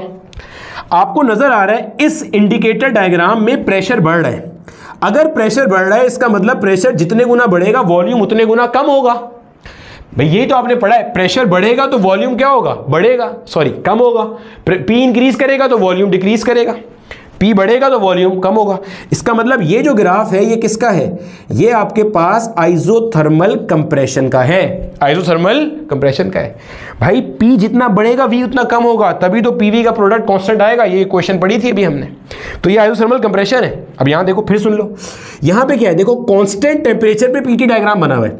इस प्रेशर पे भी ये टेम्परेचर, इस पे भी ये, सब प्रेशर पे टेम्परेचर आपके पास कैसा है? एक बराबर है। बोला ठीक है सर, यहां तक की बात समझ में आती है। अब देखो यहां पे आपको नजर आ रहा है कि प्रेशर कम हो रहा है, प्रेशर कम होता जा रहा है, प्रेशर कम हो रहा है। इसका मतलब वॉल्यूम क्या होगा? बढ़ रहा होगा। प्रेशर जितना कम होगा वॉल्यूम उतना बढ़ेगा, तभी तो PV का जो प्रोडक्ट है ये कैसा रहेगा भाई साहब? कांस्टेंट रहेगा। तो इसका मतलब ये किसका ग्राफ है? ये है आइसोथर्मल एक्सपेंशन का ग्राफ। अब सवाल जो इसका पूछा गया था वो ये पूछा गया था कि इन दोनों ग्राफ में आपने देख के बताना है किसका वर्क डन पॉजिटिव है, किसका वर्क डन नेगेटिव है। तो बस आपने एक बार आइडेंटिफाई कर लिया। तो आइसोथर्मल कंप्रेशन में आपका वर्क डन कैसा होगा? नेगेटिव, क्योंकि कंप्रेस हो रहा है। यहां पे आपका वर्क डन कैसा होगा? पॉजिटिव, क्योंकि यहां पे क्या हो रहा है? एक्सपेंड हो रहा है। ये सवाल था आपके पास। रट्टा तो हमने कहीं मारना ही नहीं है। हर चीज को हम कॉन्सेप्चुअली एनालाइज भी कर सकते हैं और सीख भी सकते हैं, समझ भी सकते हैं। तो ये था हमारे पास PT डायग्राम। अब इसी के अंदर अगर हम हमारे VT डायग्राम पे जाएं, यानी कि वॉल्यूम टेम्परेचर डायग्राम पे जाएं अगर हम, तो देखो भाई साहब ये वॉल्यूम है, ये टेम्परेचर है। बोला ठीक है सर, यहाँ पे भी ये वॉल्यूम है और ये क्या है? टेम्परेचर है। यहाँ पे एक ऐसे बनेगा स्ट्रेट लाइन जो कि परपेंडिकुलर टेम्परेचर एक्सिस के, ऐसे बनेगा, एक ऐसे बनेगा। ठीक है, वही। अब इसमें देख लो भाई, ये स्ट्रेट लाइन, भाई ये तो बता रहा है ना टेम्परेचर कांस्टेंट पे वॉल्यूम बढ़ रहा है, टेम्परेचर कांस्टेंट पे वॉल्यूम क्या हो रहा है? कम हो रहा है। ये किसका ग्राफ है? ये आपके पास है आइसोथर्मल एक्सपेंशन का ग्राफ है। ये किसका है? ये आपके पास है आइसोथर्मल कंप्रेशन का। कैसे पता चल रहा है? वॉल्यूम कम हो रहा है, वॉल्यूम बढ़ रहा है, यानी कि एक्सपेंशन का मतलब वर्क डन क्या होगा? पॉजिटिव होगा। सिस्टम ने हीट दी होगी, जितना वर्क डन हुआ इतनी सिस्टम ने हीट दी। यहाँ पे वर्क डन कैसा है आपके पास, नेगेटिव है। सिस्टम ने हीट डिस्कार्ड करी, जितना work done on the system हुआ वो rather than increasing the internal energy of the system, system उसे क्या कर रहा है, डिस्कार्ड कर रहा है वेरी स्लो एक्सपेंशन या वेरी स्लो कंप्रेशन पर। बोला ठीक है सर, समझ में आता है। अब मेरे बच्चे इसके अंदर एक चीज और समझनी है। अब इसके अंदर अगर हम वर्क डन की बात करें, वर्क डन के बारे में हमें अच्छे से पता है कि एरिया अंडर पीवी डायग्राम हमारे पास होता है वर्क डन। क्या होता है भाई, एरिया अंडर पीवी डायग्राम हमारे पास होता है work done. Area under PV diagram is work done. ऐसे ही एरिया अंडर पीवी डायग्राम क्या होता है, वर्क डन होता है। या वर्क डन कैलकुलेट करने का दूसरा फॉर्मूला हमारे पास क्या है, V1 से V2 और PdV। बोला ठीक है सर, समझ में। अब यहां देखो, अगर आप बात करो यहां पे, अगर आप बात करो तो work done by the gas ये होगा, ये जिसको मैं हाईलाइट कर रहा हूं ये। अब आपसे सिर्फ यही पूछ सकता है बस, क्योंकि ये एक कर्व है जिसके अंडर का एरिया निकालना आपके लिए पॉसिबल नहीं है। और यहां पे अगर work done on the gas की बात की जाए तो work done on the gas ये होगा। ये वाला वर्क डन कौन सा है, work done by the system, क्योंकि इसमें वॉल्यूम बढ़ रहा है। ये क्या है, work done on the gas या work done on the system, के जिसके अंदर आपका जो वॉल्यूम है ये क्या हो रहा है जनाबे वाला, कम हो रहा है। ठीक है सर, समझ में आती है। अब इसकी जो मेरा बेटा एक फॉर्मूला है वो मैं ड्राइव करने लगा हूं। इसकी डेरिवेशन आपके कोर्स का पार्ट नहीं है, लेकिन रिसेंटली सिंध बोर्ड वालों ने एक सवाल इंक्लूड किया है वर्क डन इन रिवर्सिबल और वर्क डन इन इरिवर्सिबल प्रोसेस वाला। तो उस सवाल के ऊपर हमने वर्किंग करनी है, वो पिछले साल तक नहीं था, इस साल इंक्लूड किया है। तो मैं आपको इसकी डेरिवेशन करा रहा हूं।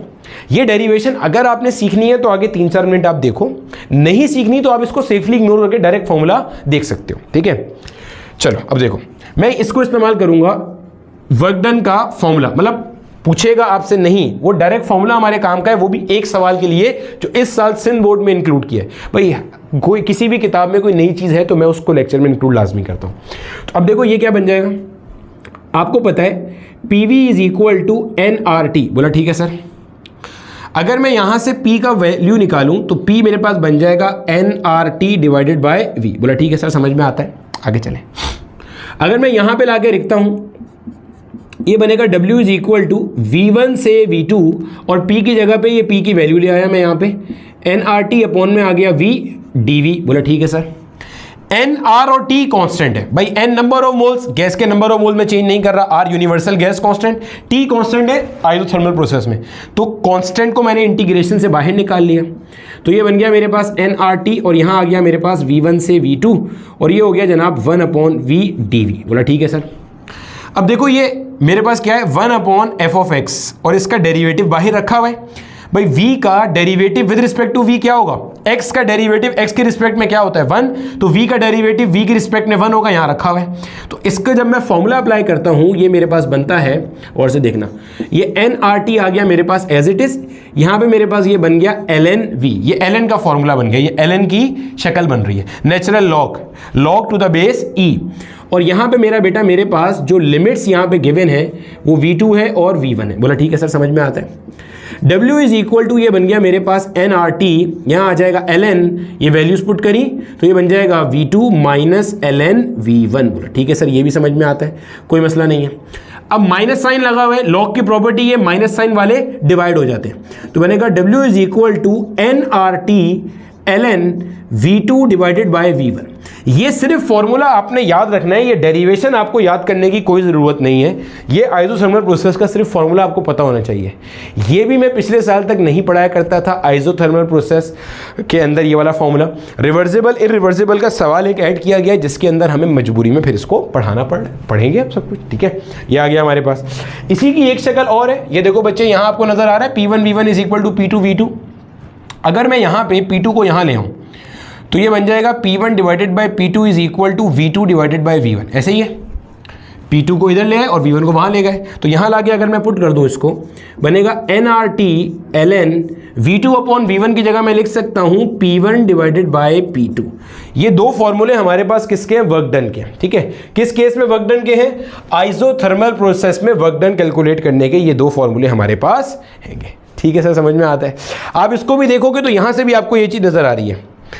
जब आपके पास V2 का वैल्यू छोटा है और V1 का वैल्यू ग्रेटर है तो वर्क डन नेगेटिव आएगा, क्योंकि यहां पे जब न्यूमरेटर छोटा है और डिनोमिनेटर बड़ा है तो आंसर आपका 1 से छोटा आएगा, और जब आंसर 1 से छोटा होगा तो इस पूरी चीज की वैल्यू नेगेटिव आएगी, क्योंकि नेचुरल लॉग के अंदर ln के अंदर अगर आगे 1 से छोटा नंबर है तो वो वैल्यू नेगेटिव में देता है, अगर 1 से बड़ा नंबर है तो वो वैल्यू कैसी देता है, पॉजिटिव देता है। तो अगर V2 ग्रेटर है, V1 छोटा है, आंसर इसका 1 से बड़ा आ रहा है तो आपका W पॉजिटिव आएगा। वही हमने भी पढ़ा था, जब सिस्टम एक्सपेंड करेगा यानी कि सिस्टम का वॉल्यूम बढ़ेगा तो वर्क डन आप पॉजिटिव ले रहे होगे, वही चीज यहां से आ रही है। ठीक है सर, इसको छाप लो जल्दी से, आगे चलते हैं, एक दो सिंपल सी चीजें देखते हैं और फिर हम अगले प्रोसेस पे मूव कर जाते हैं।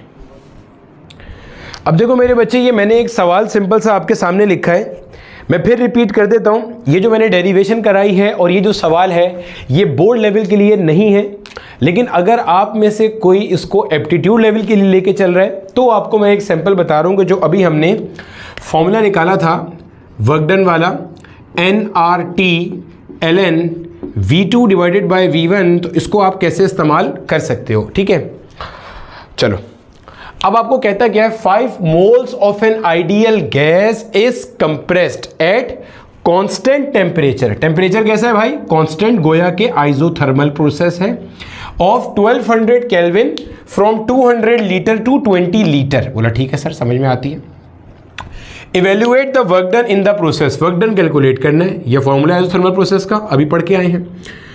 नंबर ऑफ मोल्स कितने दिए हुए, 5, आर का वैल्यू 8.314, टेम्परेचर कितना है मेरे बच्चे 1200 केल्विन। बोला ठीक है सर, और आगे नेचुरल लॉग, ये नेचुरल लॉग जो होता है ये लॉग टू द बेस ई होता है। ठीक है sir, V2 divided by V1, final आपके पास कितना है 20 लीटर है और V1 कितना है आपके पास 200 है। इसको आप सॉल्व कर लोगे तो आपके पास वर्क डन आ जाएगा। सर आपने लीटर को मीटर क्यूब में कन्वर्ट नहीं किया, हमें ये बात पता है ना, 1 मीटर में हमारे पास 10 डेसीमीटर होते हैं, क्यूबिंग करेंगे तो 1 मीटर क्यूब में आपके पास 1000 या 10 की पावर 3 डेसीमीटर क्यूब है, और 1 डेसीमीटर क्यूब 1 लीटर के बराबर होता है, तो गोया 1 मीटर क्यूब बराबर है 10 पावर 3 लीटर के। मीटर क्यूब से लीटर में जाने के लिए मल्टीप्लाई करते हैं, लीटर से मीटर क्यूब में आने के लिए डिवाइड करते हैं। तो इसको भी आप डिवाइड करोगे 10 पावर 3 से, इसको भी डिवाइड करोगे 10 पावर 3 से, तो 10 पावर 3 से 10 पावर 3 वैसे ही मर जाएगा और आपके पास यही बच जाएगा। इसको आप सिंप्लीफाई करोगे और आप देखो जो चीज थोड़ी देर पहले बता के आया था वो यहां ट्रू भी हो रही है। क्या यहां पे आप देखोगे तो आपको न्यूमरेटर छोटा नजर आ रहा है और डिनोमिनेटर बड़ा नजर आ रहा है। ओवरऑल जो इस ब्रैकेट का आंसर आएगा वो 1 से छोटा आएगा, क्योंकि डिनोमिनेटर बड़ा न्यूमरेटर छोटा है। और मैंने कहा था ln के आगे जो फंक्शन लिखा है अगर वो 1 से छोटा हो तो ये नेगेटिव वैल्यू रिटर्न करता है, यानी कि ये पूरा वर्क डन आपके पास कैसा आएगा, नेगेटिव आएगा। सॉल्व आप कर लोगे, इसका आंसर आ जाएगा 11.5 इंटू 10 की पावर 4 जूल। विदाउट कैलकुलेटर ये सॉल्व नहीं होगा, जहन में रखिएगा ये बात। अगर पेपर में भी ऐसा कोई सवाल आया एप्टीट्यूड लेवल पे भी, तो आपको ये ln की वैल्यू लिख करके देगा, परेशान नहीं होना, बहुत सिंपल पेपर आएगा, टेंशन की कोई जरूरत नहीं है। हम हर लेवल पे कवर करते हैं, क्योंकि मेरा बच्चा प्यास के अंदर भी जाके पूरे मार्क्स लेकर आएगा और हल्के वाले पेपर में भी पूरे मार्क्स लेकर आएगा, तो हमने सब चीज कवर करनी है। ठीक है, तो यहां पे भी आप देखो तो आपको ये नेगेटिव साइन का मफहूम वैसे भी समझ में आना चाहिए। क्यों सर, यहां आप देखो इसने क्या टर्म यूज करी है, इसने कहा है सिस्टम को आपने कंप्रेस किया है, work is done on the gas, तो it should come out to be negative. ठीक है, छाप लो इसको जल्दी से। चलो अब जब मैं रिवर्सिबल इरिवर्सिबल प्रोसेस वाला सवाल करूंगा ना तो आपको मजा आ जाएगा। ठीक है, चलो छाप लिया भाई। ठीक है, अब देखो इधर, अब देखो मेरे बच्चे, जहन में रखिएगा यहां पे हम यहां पे जरा स्पेसिफिक हीट कैपेसिटी और हीट कैपेसिटी की भी बात कर लेते हैं।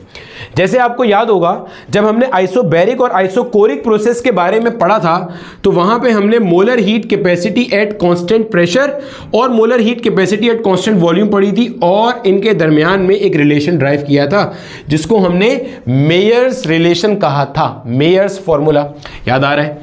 अब थोड़ी सी बात मोलर हीट कैपेसिटी की आइसोथर्मल प्रोसेस में भी कर ली जाए। मोलर हीट कैपेसिटी का फॉर्मूला क्या होता है, Q is equal to NC delta T। अगर मैं C का वैल्यू निकालूं तो क्या बन जाएगा, Q divided bye N delta T। अगर मैं स्पेसिफिक हीट कैपेसिटी की बात करूं तो फॉर्मूला है Q is equal to MC delta T। अगर स्पेसिफिक हीट कैपेसिटी को सब्जेक्ट बनाऊं, अकेला करूं तो क्या बनेगा, Q divided by M delta T। Yes sir, यही था। अगर डेफिनेशन रिवाइज कराऊं, amount of heat required to raise the temperature of 1 mole of a gas by 1 kelvin या 1 डिग्री सेल्सियस। वो हीट जो 1 मोल गैस का टेम्परेचर 1 डिग्री सेल्सियस या 1 kelvin बढ़ा दे, उसे आप क्या कहते हो? Molar heat capacity.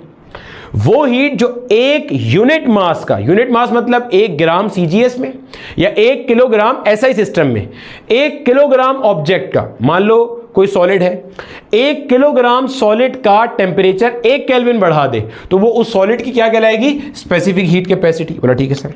यहां पे मुझे बताओ, आइसोथर्मल प्रोसेस में जब आप सिस्टम को हीट दे रहे हो, क्या सिस्टम का टेम्परेचर बढ़ रहा है? नहीं, आप हीट दे रहे हो, सारा का सारा एनर्जी वर्क डन में जा रहा है। अभी ये भी आगे चल के डिस्कस करेंगे कि किस प्रोसेस में वर्क डन मैक्सिमम होता है, सब पढ़ेंगे, टेंशन नहीं लो। मतलब आप जब सिस्टम को हीट दे रहे हो, यहां पे क्या टेम्परेचर बढ़ रहा है? नहीं। क्या हीट एनर्जी टेम्परेचर बढ़ाने में खर्च रही है? नहीं। तो इसका मतलब डेल्टा टी यहां पे क्या है? 0। और किसी भी चीज के अगर डिनोमिनेटर में 0 आ जाए तो इसका मतलब वो क्या हो जाती है? Not defined, infinity. यहां पे भी जब आप सिस्टम को हीट दे रहे हो तो क्या इसका टेम्परेचर बढ़ रहा है? नहीं। तो डिनोमिनेटर में क्या आ गया? 0। इसका मतलब ये क्या हो गई? अनडिफाइंड। तो आप अपने नोट्स में क्या नोट करोगे? Molar heat capacity and specific heat capacity for isothermal process, for a system executing isothermal process is undefined या infinite। बोला सर समझ में आता है अच्छे से, कोई टेंशन नहीं है। तो ये आइसोथर्मल प्रोसेस था, छाप लो जल्दी से। अब शुरू करते हैं इसके बाद इडियाबैटिक प्रोसेस। अब देखो मेरे बच्चे, आपके सामने जो है ना वो 2 सवाल और मेंशन है इडियाबैटिक प्रोसेस पर जाने से पहले। ये वाला सवाल जो है ये आपको जो सिंध बोर्ड की नई किताब आई है उसमें भी लिखा मिल जाएगा। यहाँ पे इडियाबैटिकली लिखा हुआ है जो कि गलत है, ठीक है। यहाँ पे आइसोथर्मली होना है। ये एक पुराना फेमस क्वेश्चन है जो कि नम्स के एक पास पेपर से कॉपी किया गया। इडियाबैटिकली वाला वो सवाल जो सिंध बोर्ड के अंदर गिवन है वो किस तरह से होगा, वो अभी जब इडियाबैटिक प्रोसेस पढ़ेंगे तो उसके आगे मैं आपको उस टाइप का एक क्वेश्चन भी कराऊंगा। वो अगेन एक और पास पेपर से ड्राइव किया हुआ है, कॉपी किया हुआ क्वेश्चन है, ठीक है। देखते हैं कहता क्या है। ये 2 क्वेश्चन है जो हमारे आइसोथर्मल प्रोसेस से ही आपको दे रहे हैं। कहता है a piston compresses a gas isothermally, ठीक है। आइसोथर्मल का मतलब है टेम्परेचर कांस्टेंट है, और जब टेम्परेचर कांस्टेंट है तो आप इक्वेशन यूज कर सकते हैं P into V is equal to constant, या आप कह सकते हैं जनाब P1 V1 is equal to P2 V2। पढ़ा भी हमने, बोला ठीक है सर समझ में आता है। यहां से अगर आप रिलेशन बनाओ तो ये बनेगा P1 divided by P2 is equal to V2 divided by V1। यही सेम रिलेशन आप यहां से भी ऑब्टेन कर सकते थे। P is inversely proportional to V, P और V की रिलेशन इनवर्स है, तो P1 upon P2 is equal to V2 upon V1, क्योंकि P के लिए V इनवर्स है ना, तो P1 upon P2 is V2 upon V1। सवाल कहता है a piston compresses a gas isothermally, isothermal compression हुई है। If the initial volume is this, ये आपको V1 दिया हुआ है, and the final volume is this, ये आपको V2 दिया हुआ है। इनिशियल प्रेशर इज दिस, ये आपको P1 दिया हुआ है। फाइनल प्रेशर यानी कि आपसे P2 की रिक्वायरमेंट वो कर रहा है। वैल्यूज पुट करेंगे, आंसर आ जाएगा भाई साहब। P1 की जगह पे क्या आएगा? इनिशियल प्रेशर क्या है? 200 kilo pascal, as it is रहने दिया ताकि फाइनल आंसर भी किलो पास्कल में आ जाए। P2 आपको कैलकुलेट करना है। V2 जो आपको दिया हुआ है फाइनल वॉल्यूम वो क्या है? 0.01 मीटर क्यूब, और जो इनिशियल वॉल्यूम दिया हुआ है वो आपको गिवन है 0.02। बोला ठीक है सर। इसमें 100 से मल्टीप्लाई डिवाइड करेंगे तो ये क्या बन जाएगा? 1/2। क्रॉस मल्टीप्लाई करो तो P2 1 जा P2 हो जाएगा, और 2 को इधर बेस के मल्टीप्लाई कर देंगे, तो P2 is equal to 200 multiply by 2, गोया के 400 किलो पास्कल। क्या बन गया? यानी कि आपके पास जो सेकंड प्रेशर है वो क्या आ रहा है? 400 किलो पास्कल। ध्यान में रखिएगा, अब जितने भी लोग इसको ये ऊपर अगर एडियाबैटिकली लिखा होता ना तो ये वाला सॉल्यूशन इसका नहीं होता, ये गलत हो जाता। अगर यहाँ पे एडियाबैटिकली लिखा हुआ है, वजह यह है जैसे आपने पढ़ा आइसोथर्मल प्रोसेस में P into V is equal to constant, तो इडियाबैटिक प्रोसेस की ये इक्वेशन ही नहीं होती। इडियाबैटिक प्रोसेस की इक्वेशन है PV की power gamma is equal to constant, ठीक है। आगे चलने से पहले एक बार मैं सारी इक्वेशन आपके सामने लिख दूं जो अब तक पढ़ चुके। आइसोबैरिक प्रोसेस में प्रेशर कांस्टेंट है तो आप कहते हो P into V to the power 0 is equal to constant, आपने पढ़ा था। सिमिलरली आइसोकोरिक प्रोसेस में वॉल्यूम कांस्टेंट है तो आप कहते हो P की power 0 into V is equal to constant, यही पढ़ा था आपने। फिर आइसोथर्मल प्रोसेस में P into V is equal to constant, ये हमने पढ़ा था। बोला ठीक है सर समझ में आ गया, आगे चलें। अब कहते हैं which temperature is greater among the two isotherms, इनमें से कौन सा ग्रेटर है। याद रखने को तो आप सिंपल याद रख सकते हो, जो आइसोथर्म जितना ऊपर है उसका टेम्परेचर उतना ज्यादा है। यानी कि यहां से आप देख के कह सकते हो कि T2 is greater than T1, जो आइसोथर्म जितना ऊपर है उसका टेम्परेचर उतना ज्यादा है। लेकिन सर ये आप बता कैसे रहे हैं, निकालना सिखा देते हैं आपको। देखो ये मैं यहां पे दो आइसोथर्म ड्रॉ करता हूं, एक आइसोथर्म ये दूसरा आइसोथर्म, बोला ठीक है सर। ये बना हुआ है T1 पे, ये बना हुआ है T2 पे। यहां पे आपने लिया हुआ है प्रेशर, यहां पे आपने लिया हुआ क्या है, वॉल्यूम है, बोला ठीक है सर।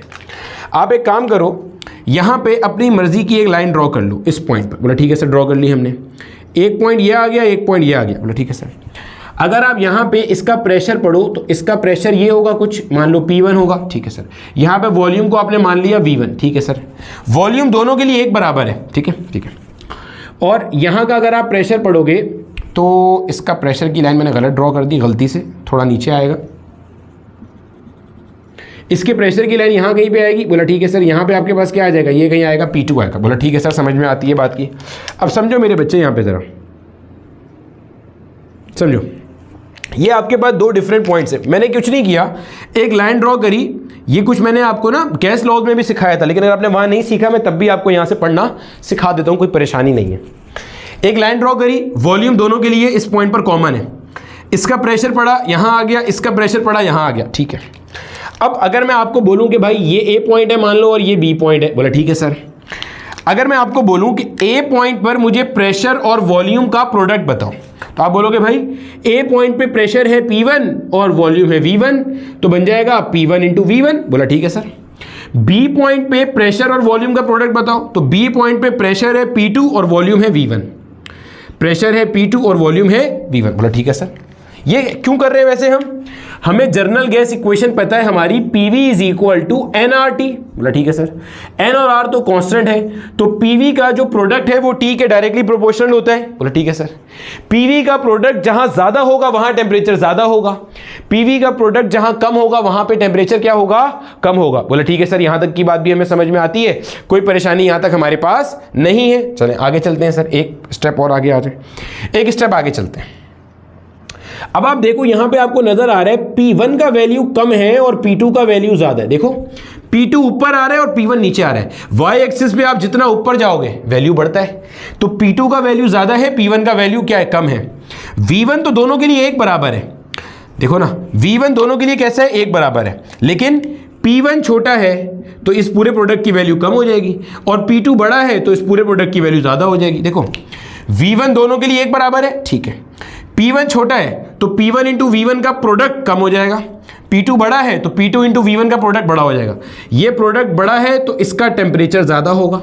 P2 V1 वाला प्रोडक्ट किस पे था, किस आइसोथर्म पे था, टेम्परेचर T2 पे था, तो इसका टेम्परेचर ग्रेटर हो गया और इसका टेम्परेचर लेसर हो गया। ऐसे कर सकते हो आप इसको, क्लियर है। ऐसे आपने एक परपेंडिकुलर लाइन ड्रॉ करी, कॉमन वॉल्यूम लिया और इस पे दोनों का प्रेशर निकाल लिया। फिर आपने जो पॉइंट आइसोथर्म पे लाई कर रहा था, आपने इस पॉइंट पर P और V का प्रोडक्ट चेक कर लिया। V दोनों के लिए एक बराबर है तो आपने प्रेशर देख लिया।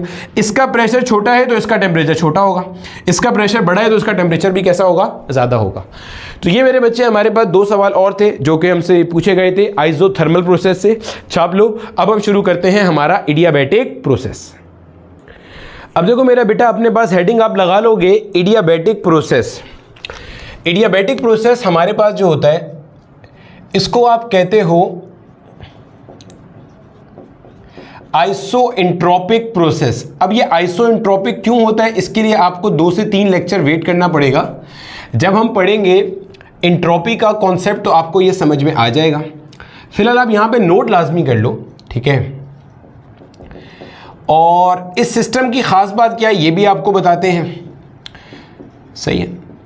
अब देखो इधर मेरे बच्चे, यहाँ पे मैंने वापस से अपना वही सिस्टम ड्रॉ कर दिया जो कि अभी तक आप देख देख कर यकीनन पक चुके होगे। ठीक है सर, ड्रॉ कर दिया आपने। अब बताइए यहाँ पे ज़रा। अब देखो मेरे बच्चे, ये मैं वही सेम सिस्टम मैंने यहाँ पे दोबारा ड्रॉ कर दिया, ठीक है, जो आपको ऑलरेडी पता है, इस पर कोई नई बात यहाँ पे मैंने नहीं की। बोला ठीक है सर, समझ में आती है, आगे चलें।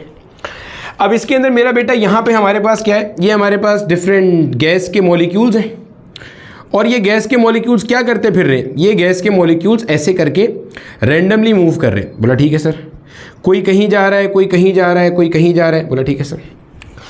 और यहाँ पे वापस से मेरा बेटा एक अदद हमारे पास क्या है, एक प्लेट मौजूद है। बोला ठीक है सर। और इस प्लेट में अब की बार बड़े साइज के मास रखे हुए, अब की बार छोटे मास नहीं रखे हुए, यहाँ पे अब बड़े मास रखा हुआ है, ज़्यादा मास रखा हुआ है। ठीक है, मतलब मोटे मोटे मास के पार्टिकल्स रखे हुए हैं। पहले क्या थे, छोटे छोटे चुनने चुनने से थे, अब क्या है, बड़े बड़े। आप एक बात तो समझ गए होंगे, पहले जब छोटे छोटे मास के पार्टिकल्स थे तो मैं चुन्ना सा मास हटाता था तो ऊपर का प्रेशर थोड़ा सा कम होता था, मैं चुन्ना सा मास ऐड करता था तो ऊपर का प्रेशर थोड़ा सा बढ़ता था। अब यहां पे बड़े बड़े मास है, जब ये हटाऊंगा तो ऊपर का ज्यादा प्रेशर कम होगा, या ऐड करूंगा तो ऊपर ज्यादा प्रेशर बढ़ेगा, तो पिस्टन तेजी से ऊपर जाएगा या पिस्टन तेजी से नीचे आएगा। सही है, यानी कि ये जो आपका प्रोसेस है ना, जिसको आप इडियाबैटिक प्रोसेस कह रहे हो, ये प्रोसेस आपके फास्ट प्रोसेस होते हैं, ये आपके स्लो नहीं होते। अगर आपने थोड़ा सा भी कीन ऑब्जर्वेशन रखा हो तो आपको एक बात तो ये समझ में आ गई होगी कि वहां पे मैंने मास की छोटी छोटी मिसालें दी थी, तो वहां पे आपके पास क्या था, स्लो प्रोसेस था, ये फास्ट रहने वाला है। अच्छा ठीक है, समझ में आता है। अब देखो मेरे बच्चे, आपको ये चीज़ नज़र आ रही है कि जो आपका पिस्टन है जो कि फ्री टू मूव है, ये पिस्टन यहाँ पर रुका हुआ है। एक बात तो ये, दूसरी बात, ये वाहिद ऐसा सिस्टम है कि जो बिल्कुल आइसोलेटेड एनवायरनमेंट में हो रहा है। ये कैसे हो रहा है, बिल्कुल आइसोलेटेड एनवायरनमेंट में हो रहा है। सर क्या मतलब आइसोलेटेड एनवायरनमेंट का, अभी सब समझाते हैं। मतलब ये है कि सारे प्रोसेसेस में जो आपकी वॉल्स थी वो तो इंसुलेटर थी, इसमें भी है, पिस्टन आपका इंसुलेटर था, इसमें भी है, लेकिन सारे प्रोसेस में आपकी जो बेस हुआ करती थी वो कंडक्टर थी। बेस क्या थी, कंडक्टर। बेस से आपका हीट आ सकता था, लेकिन यहां पे आपका बेस भी क्या है, इंसुलेटर। इस पूरे सिस्टम की खास बात क्या है कि आपके पास नेट हीट फ्लो जीरो है, नेट हीट फ्लो जीरो है, यानी कि जो अंदर आने वाली हीट है वो भी जीरो है, जो बाहर जाने वाली हीट है वो भी जीरो है। इसका मतलब है नेट हीट फ्लो जीरो है।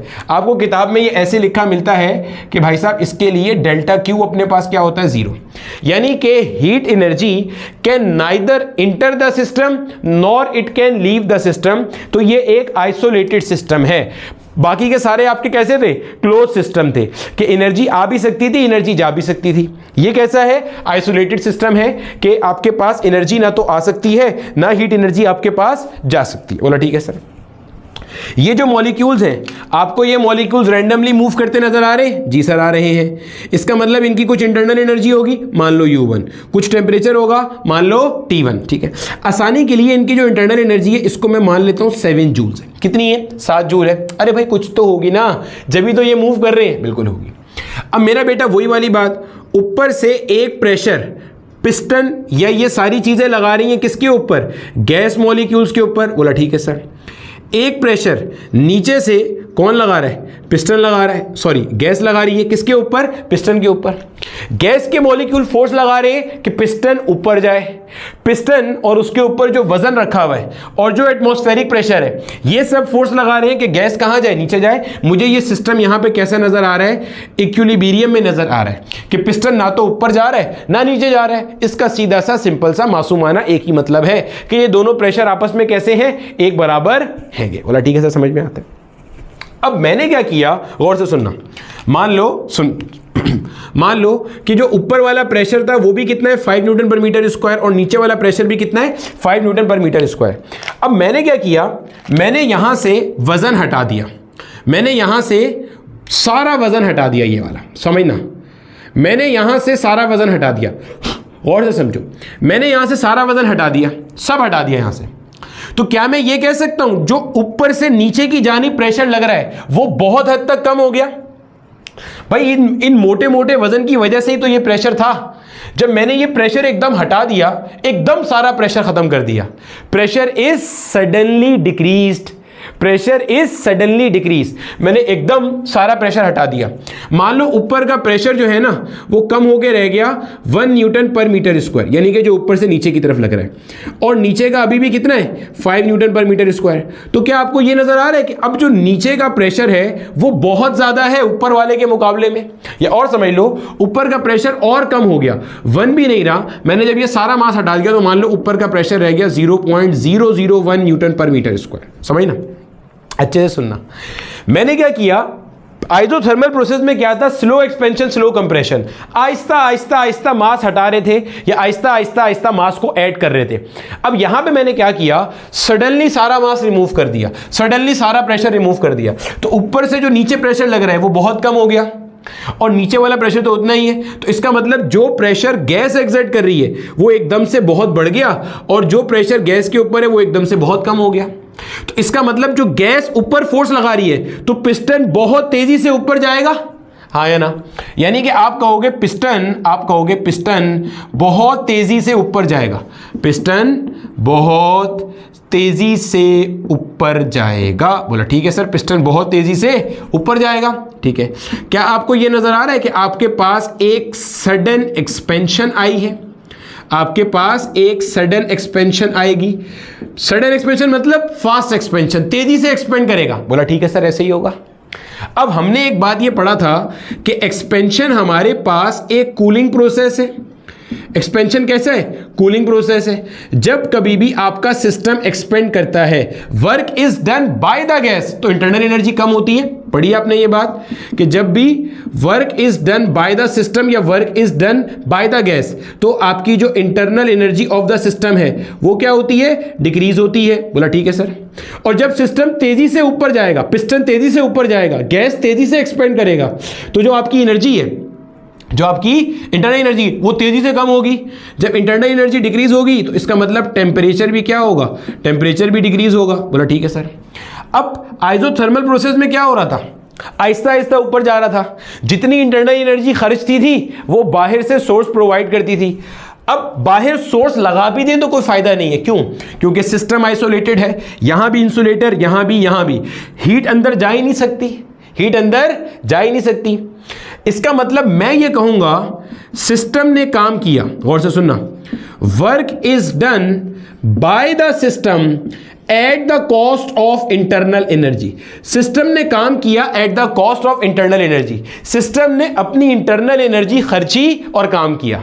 इसकी मिसाल आप ऐसे समझ सकते हो, मान लो रमजान चल रहे हैं और आपने बगैर सहरी का रोजा रखा, फिर दोपहर में आप उठे 12 बजे तक, घर वालों ने कहा कि ऊपर छत पे कपड़े सूख रहे हैं, कपड़े छत पर से उतार कर ले आओ। तो पहले तो आपको मौत आएगी, उसके बाद आप छत पे जाओगे और कपड़े उतार कर लाओगे। जब आप कपड़े उतार कर लाए तो मान लो पहले आपके जिस्म में 100 जूल एनर्जी थी, आपने कुछ वर्क डन किया।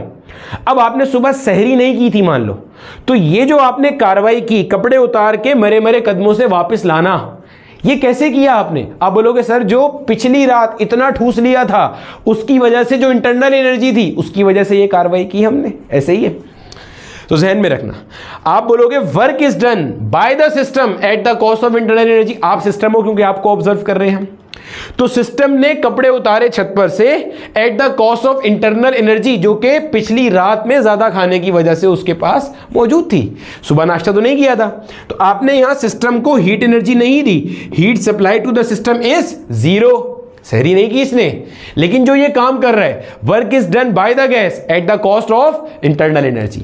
आइसोथर्मल में भी at the cost of internal energy हो रहा था, लेकिन हम उसकी कॉस्ट पर होने नहीं दे रहे थे। जहां इंटरनल एनर्जी कम होती थी हम बाहर से एनर्जी देते थे, तो हमने वहां इंटरनल एनर्जी चेंज होने दी ही नहीं थी। तो यहां पे इस तरह से होता है। तो आपके जितने भी रैपिड प्रोसेसेस होते हैं, ध्यान में रखना, जितने भी आपके रैपिड प्रोसेसेस होते हैं, अब आप बोलोगे सर रियल लाइफ में तो कोई आइसोलेटेड सिस्टम होता ही नहीं है, तो ये कैसे होता है? वही बता रहा हूं। जितने भी आपके रैपिड प्रोसेस होते हैं, जैसे एकदम से टायर बर्स्ट हुआ, सडन कंप्रेशन हुआ या सडन एक्सपेंशन हुआ, जब सडनली कोई चीज होती है तो जो सराउंडिंग की हीट होती है उसको इतना टाइम नहीं मिलता कि वो इतनी जल्दी अंदर आए और टेम्परेचर को इक्विलिब्रियम में लाए। समझ में आ रहा है? जैसे मैं कुछ बोल रहा हूं तो ये जो साउंड वेव्स हैं ये जब प्रोपेगेट करती हुई जाती हैं, इतना तेजी से कंप्रेशन रेयरफेक्शन होता है कि ये एडियाबैटिक प्रोसेस है। हाई एनर्जी वाले रीजन से लो एनर्जी की तरफ हीट प्रोपेगेट नहीं कर पाती, क्योंकि तेजी से काम हो रहा होता है। तो जितने आपके रैपिड प्रोसेस है, इसकी मिसाल सडन टायर बर्स्ट, इसकी मिसाल साउंड वेव का एयर में प्रोपेगेट करना, सडन कंप्रेशन और रेयर फ्रैक्शन होता है। यही चीज लेप्लास ने करेक्ट की थी। न्यूटन भैया कहा करते थे कि आइसोथर्मली प्रोपेगेट करती है साउंड, जो हमने साउंड के चैप्टर में पढ़ा भी था, वेव्स के चैप्टर में पढ़ा भी था। लेप्लास ने करेक्ट करके क्या बोला था कि एडियाबैटिक प्रोसेस है, तो वो यही वाला एडियाबैटिक प्रोसेस है। ठीक है, तो अगर सडन एक्सपेंशन हुआ, गौर से सुनना, सडन एक्सपेंशन हुआ, रैपिड एक्सपेंशन हुआ, तो सिस्टम ने अपनी एनर्जी को खर्च के वहां पे बहुत सारा काम कर दिया। अब सराउंडिंग की जो हीट है उसको इतना टाइम मिला ही नहीं कि वो अंदर की इंटरनल एनर्जी को मैनेज कर सके। तो हम कहते हैं जितने भी रैपिड प्रोसेस है, जितने भी सडन प्रोसेस है, उसमें काम होता है at the cost of internal energy, और इंटरनल एनर्जी वापस बढ़ती नहीं है। यानी कि अगर मैं इसकी इक्वेशन लिखूंगा, फिर आपको एडियाबैटिक कंप्रेशन भी बताता हूं। अगर मैं फर्स्ट लॉ ऑफ थर्मोडायनामिक्स रखूं तो Q is equal to delta U plus W बनेगा। बोला ठीक है सर। आपने सिस्टम को हीट दी, नहीं दी, ये जीरो हो गया, यानी कि ये बन गया 0 is equal to delta U plus का W। अब देखो, आप डेल्टा U को भी यहां ला सकते हो, W को भी ला सकते हो। अभी जब हम एडियाबैटिक एक्सपेंशन की बात कर रहे हैं, एडियाबैटिक, देख लेना भाई इसकी जो स्पेलिंग है, अगर हम एडियाबैटिक एक्सपेंशन की बात कर रहे हैं तो एडियाबैटिक एक्सपेंशन में वर्क डन पॉजिटिव होगा, इसका मतलब W को यहां रहने दो, आप डेल्टा U को यहां ले आओ, तो ये बनेगा माइनस का delta U is equal to plus का W। This is the equation for adiabatic expansion. यानी कि आप इसको क्या बोलोगे, आप बोलोगे work is done by the gas at the cost of internal energy. System ने अपनी एनर्जी को खर्च किया, अपनी एनर्जी को यूटिलाइज किया, क्या करने के लिए, वर्क डन करने के लिए। तो work is being done by the system at the cost of internal energy. बोला ठीक है सर, समझ में आता है। जैसे ही मैंने यहां से बहुत सारा मास हटाया, ऊपर से नीचे की जानिब लगने वाला प्रेशर सडनली बहुत कम हो गया, एडियाबैटिकली रिड्यूस हो गया, बहुत ज्यादा कमी आ गई, नीचे का प्रेशर बहुत बढ़ गया, जो प्रेशर गैस एक्सर्ट करी है वो बहुत बढ़ गया, तो पिस्टन तेजी से ऊपर जाएगा, सडन एक्सपेंशन आएगी, सराउंडिंग से हीट को इतना मौका नहीं मिलेगा कि अंदर आके टेम्परेचर को इक्विलिब्रियम में लाए, इक्वलाइज कर सके, इंटरनल एनर्जी को वापस बढ़ा सके। तो आप बोलोगे जो कूलिंग है वो रिटेन रहेगी, work is done by the system at the cost of internal energy. बड़ा समझ में आ गई। अब सर ये बताएं कि अगर इसकी एडियाबैटिक कंप्रेशन करनी हो फिर क्या होगा, समझते हैं। ये मान लो मेरा बेटा हमारे पास वही सिस्टम है जिसको देखकर आप तंग आए हुए हो। यहां पे मैंने बहुत सारा मास इकट्ठा ला करके ऐड कर दिया, समझना, बहुत सारा मास लाके ऐड कर दिया।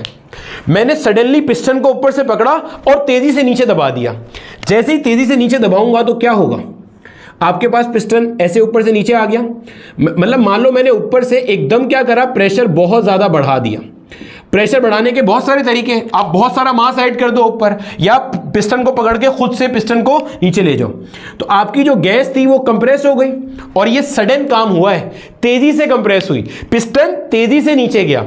जब तेजी से नीचे गया तो देखो हुआ क्या, आप बोलोगे work is done on the gas, work is done on the gas. आपको पता है जब भी किसी ऑब्जेक्ट पे काम किया जाता है तो वो उसकी इंटरनल एनर्जी बढ़ाने का सबब बनता है। जब आपने work done on the gas किया तो आपने स्लोली किया, तेजी से किया, तो आपने फास्ट मैनर में किया, आपने एकदम ऊपर बहुत ज्यादा प्रेशर बढ़ाया जिसकी वजह से पिस्टन तेजी से नीचे आया। तो फास्ट मैनर में जो आपका पिस्टन था, फास्ट मैनर में पिस्टन नीचे आया। तो work is done on the gas fast manner में, तेजी से नीचे आया। तो हुआ क्या कि सिस्टम की इंटरनल एनर्जी इंक्रीज हो गई, सिस्टम की इंटरनल एनर्जी इंक्रीज हो गई। इंटरनल एनर्जी इंक्रीज होने का मतलब क्या है कि टेम्परेचर इंक्रीज हो गया, टेम्परेचर इंक्रीज हो गया। ठीक है, अब देखो इसी इक्वेशन को, पहले मैं डेल्टा यू को यहां लाया था ना, अब W को यहां ला रहा हूं, क्यों, जब work is done on the gas है, कंप्रेशन आ रहा है, तो वर्क डन कैसा होगा, नेगेटिव होगा। जब W को यहां लाऊंगा, डेल्टा U को यहीं रहने दूंगा, तो ये इक्वेशन बन जाएगी माइनस का W is equal to plus का डेल्टा U। यानी कि work is done on the gas and that results in the increment of internal energy. देखो law of thermodynamics law of conservation of energy है। आपने system पर जितना काम किया वो सारा का सारा इंटरनल एनर्जी को बढ़ाने में गया। पीछे जो स्लो प्रोसेस था उसमें आप सिस्टम पर जितना काम कर रहे थे उतनी हीट वो डिस्कार्ड कर रहा था, क्योंकि स्लो प्रोसेस था, आहिस्ता आहिस्ता था, तो गैस के मॉलिक्यूल को अपनी इंटरनल एनर्जी को रीअरेंज करने का मौका मिल रहा था। ये फास्ट प्रोसेस है, इंटरनल एनर्जी को वापस पहले जितना करने का मौका ही नहीं मिल रहा, तो जितना सिस्टम पर काम किया सबकी क्या हो गई, आपकी इंटरनल एनर्जी बढ़ गई। ठीक है सर, समझ में आता है। ये इक्वेशन एडियाबैटिक एक्सपेंशन, ये इक्वेशन एडियाबैटिक कंप्रेशन की है। ठीक है सर, छाप लो इसको। अब इसकी सिस्टम की इक्वेशन पढ़ते हैं, फिर इसका ग्राफ पढ़ते हैं और इसके ग्राफ को आइसोथर्मल प्रोसेस से मिलाते हैं और इसके वर्क डन के ऊपर बात करते हैं। अब देखो मेरे बच्चे, ज़हन में रखिएगा कि हमारे पास जो एडियाबैटिक प्रोसेस है ये ना तो बॉयल्स लॉ है, ना चार्ल्स लॉ है, ना गे-लुसेक लॉ है। इसकी जो इक्वेशन है, इक्वेशन ऑफ द स्टेट, वो मेरा बेटा कुछ इस तरह से लिखी जाती है, P into V to the power gamma is equal to constant. ठीक है, इसकी भी डेरिवेशन है, लेकिन इसकी डेरिवेशन से रिलेटेड अभी तक कोई सवाल कहीं इंक्लूड नहीं किया गया, इसलिए मैं इसकी डेरिवेशन को स्किप कर रहा हूँ, वरना इसकी डेरिवेशन के लिए हम डेरिवेटिव इंटीग्रेशन इस्तेमाल कर सकते हैं। उसके बगैर करने का जो तरीका है, जो कि बलूचिस्तान बोर्ड की किताब में दिया हुआ है, उसके अंदर टेक्निकल भंड है, इसलिए मैं वो यहाँ पे नहीं करा रहा। ठीक है, उसमें कॉन्सेप्चुअली भंड मारा हुआ है, वर्क डन की जगह पे पी डेल्टा वी इस्तेमाल किया हुआ है, विच इज़ रॉन्ग, क्योंकि work done P delta we होता है आइसोबैरिक प्रोसेस में। ठीक है, एडियाबैटिक प्रोसेस में नहीं होता, तो मैं इसलिए वो गलत तरीके से नहीं करा रहा और सही तरीके से कराऊंगा, तो आपकी मैथमेटिकल जो कह लो कि एक आपकी मैथमेटिकल जो एक स्टैंडिंग है उससे वो बाहर चला जाएगा, जो मैथमेटिकल आपकी हैसियत है उससे बाहर चला जाएगा। इसलिए आप ये मान लो कि ये इसकी इक्वेशन होती है। ठीक है सर, मान लिया हमने। अब इसको हम कैसे लिख सकते हैं, P is equal to some constant divided by V की पावर गामा। बोला ठीक है सर, यानी कि P is inversely proportional to V की पावर गामा। सर इसके अंदर ये गामा क्या है, ये गामा वही है जो हमने पढ़ा था, कब, जब आइसोबैरिक आइसोकोरिक प्रोसेस, इससे पिछले लेक्चर में डिस्कस किया था, Cp over Cv, molar specific heat capacity at constant pressure और molar specific heat capacity at constant volume, जो हमने मोनोएटॉमिक के लिए ड्राइव किया था ना 1.67, फिर डायटॉमिक के लिए किया था 1.40, फिर पॉलीएटॉमिक किया, ट्राईएटॉमिक ट्रायंगुलर स्ट्रक्चर वालों के लिए किया था 1.3। तो ये वही चीज़ है आपके पास। ठीक है, यहाँ से अगर आप इसकी रिलेशनशिप बनाना चाहो तो P और V का रिलेशन इन्वर्स है, तो आप बोलोगे P1 divided by P2 is equal to, P1 के लिए V1 की पावर गामा यहाँ आएगा और P2 के लिए, क्योंकि इन्वर्स रिलेशन है, P2 नीचे है तो V2 की पावर गामा ऊपर आएगा। अगर आप चाहो तो गामा को यहाँ कॉमन कर लो, तो ये रिलेशन बन जाएगा P1 upon P2 is equal to V2 upon V1 की पावर गामा। इससे माजी में 2 से 4 सवाल पूछे जा चुके हैं। वो जो सिंध बोर्ड का एक सवाल था जो कि मैं बता रहा था गलत है, उसमें एडियाबैटिकली की टर्म नहीं होनी चाहिए, आंसर को देख के ऐसा लग रहा है, तो उसका जो सही सवाल है वो मैं भी आपको इसके बाद कराता हूँ, इस एक्सप्रेशन से वो सवाल होगा। अगर वहाँ पे एडियाबैटिकली ही लिखा हुआ है तो उसका आंसर गलत है, और अगर वहाँ पे आइसोथर्मली लिखा जाए तो आंसर सही है। ठीक है, तो एडियाबैटिकली वाला सवाल हम करते हैं। खैर, ये हमारी इक्वेशन थी। बोला ठीक है सर, अब इसकी अगर मैं आपको पीवी डायग्राम ड्रॉ करके दिखा दूँ, सर बना दें इसकी पीवी डायग्राम, कैसे बनेगी भाई मेरे बच्चे? इसकी जो पीवी डायग्राम ड्रॉ होगी वो कुछ ऐसी होगी। यहाँ पे मान लो मैंने इस एक्सिस पे अपना प्रेशर ले लिया, इस एक्सिस पे अपना वॉल्यूम ले लिया, और ये मेरा बेटा हमारे पास इसकी एक डायग्राम बन गई। सर ये तो आपने अभी आइसोथर्मल में बनाई थी, फ़र्क है दोनों के अंदर। ठीक है, मैं आपको यहीं पे आइसोथर्म की भी बना के दिखा दूँ ताकि आपको फ़र्क नज़र आ जाए। ये जो ऊपर बनाया हुआ है ये मेरा बेटा आइसोथर्म है, और ये जो नीचे बनाया हुआ है ये मेरा बेटा आपके पास क्या है, एडियाबैट है। एडियाबैट है। सर फ़र्क क्या है दोनों में? फ़र्क ये है मेरे बच्चे कि आपके पास दोनों के अंदर फ़र्क किस चीज़ का है, स्लो और फास्ट प्रोसेस का फ़र्क है। मैंने आपको बताया था कि आइसोथर्मल प्रोसेस कैसा होता है, स्लो, एडियाबैटिक प्रोसेस कैसा होता है, फास्ट होता है। यही चीज़ आपको इनके स्लोप से भी देखने मिल रही है। अगर आप आइसोथर्मल का स्लोप देखोगे तो वो कम है, एडियाबैटिक का स्लोप ज़्यादा है। स्लोप के बारे में भी हम पहले बात कर चुके हैं, फिर बता देता हूँ। अगर एक लाइन ऐसी है और एक लाइन ऐसी है, इसको कह दिया लाइन ए, इसे कह दिया लाइन बी, ये वाई एक्सिस है, ये एक्स एक्सिस है। ए लाइन का स्लोप कम है क्योंकि इसकी ढलान कम है, ये एक्स के ज्यादा पैरेलल है। बी लाइन का स्लोप ज्यादा है क्योंकि ये वाई के ज्यादा पैरेलल है या एक्स से इसकी ढलान ज्यादा है। तो आप बोलोगे बी लाइन जो है मेरे बच्चे इसका स्लोप ज्यादा है और जो ए लाइन है इसका स्लोप कैसा है, कम है। ऐसे भी देख सकते हो जिसका थीटा कम होता है इसका स्लोप कम होता है, जिसका थीटा ज्यादा होता है इसका स्लोप ज्यादा होता है। अब आप देखो कर्व का स्लोप कैसे निकालते हैं, टेंजेंट ड्रॉ करते हैं किसी भी पॉइंट पे। मान लो अगर मैं इस पॉइंट पे एक टेंजेंट ड्रॉ करूं, गौर से देखना, तो ऐसे आएगा। इस पॉइंट पे ड्रॉ करूं तो वो ऐसे आ रहा है कुछ। अब देखो ये है स्लोप आइसोथर्मल का, ये है इडियाबैटिक का। तो इडियाबैटिक का स्लोप ज्यादा है, पॉइंट समझ में आ रहा है। इडियाबैटिक का स्लोप कैसा है, ज्यादा है, और आइसोथर्मल का स्लोप कैसा है, कम है। अगर आप ड्रॉ करोगे तो देखो यहां पे ड्रॉ करके दिखा रहे हैं, ये है, और इडियाबैटिक का अगर ड्रॉ करोगे तो वो कुछ ऐसा है, ऐसा है। पॉइंट समझ में आ रहा है। आप देखो तो यहां वाला एंगल आपको नजर आ रहा है वो छोटा है, सॉरी बड़ा है, और यहां पे अगर मैं एंगल ड्रॉ करूं तो वो छोटा है। देख रहे हो, ऐसे ऐसे भी समझ सकते हो। देखो इसका स्लोप ये एक्स के ज्यादा पैरेलल है, ये वाई के ज्यादा पैरेलल, मतलब जो लाइन जितना ऐसी होती जाएगी वो वाई के पैरेलल है। तो आप इसको ऐसे भी समझ सकते हो कि आपके पास आइसोथर्मल का जो स्लोप है वो कम है और इडियाबैटिक का जो स्लोप है वो ज्यादा है, ऐसे कहा जाता है। या आप कहते हो इडियाबैटिक का जो कर्व है वो ज्यादा स्टीपर है, जो लाइन जितना ज्यादा इंक्लाइंड होती है वो उतनी ज्यादा स्टीपर होती है। जैसे इसकी ढलान, बी लाइन की ढलान ज्यादा है तो ये ज्यादा स्टीपर है, इसकी जो स्टीपनेस है वो ज्यादा है। जो लाइन जितना वाई के पैरेलल होगी, देखो ये वाला कर्व वाई की तरफ ज्यादा है, ये एक्स की तरफ ज्यादा है, ये वाई की तरफ। जो ऐसे कर्व आ रहा है वो वाई की तरफ होता जा रहा है, देख रहे हो, जो ऐसे कर्व आ रहा है वो वाई की तरफ होता जा रहा है। ये एक्स की तरफ ज्यादा झुका हुआ है, ये वाई की तरफ है, और इधर होता है तो और वाई की तरफ, और वाई की तरफ। तो इसके अंदर स्टीपनेस ज्यादा है, इसमें स्टीपनेस कम है। इसका जो एंगल है, मान लो ये फाई एंगल है, ये छोटा है, और इसका जो फाई एंगल है वो बड़ा है इसके मुकाबले में, इस वाले के मुकाबले में।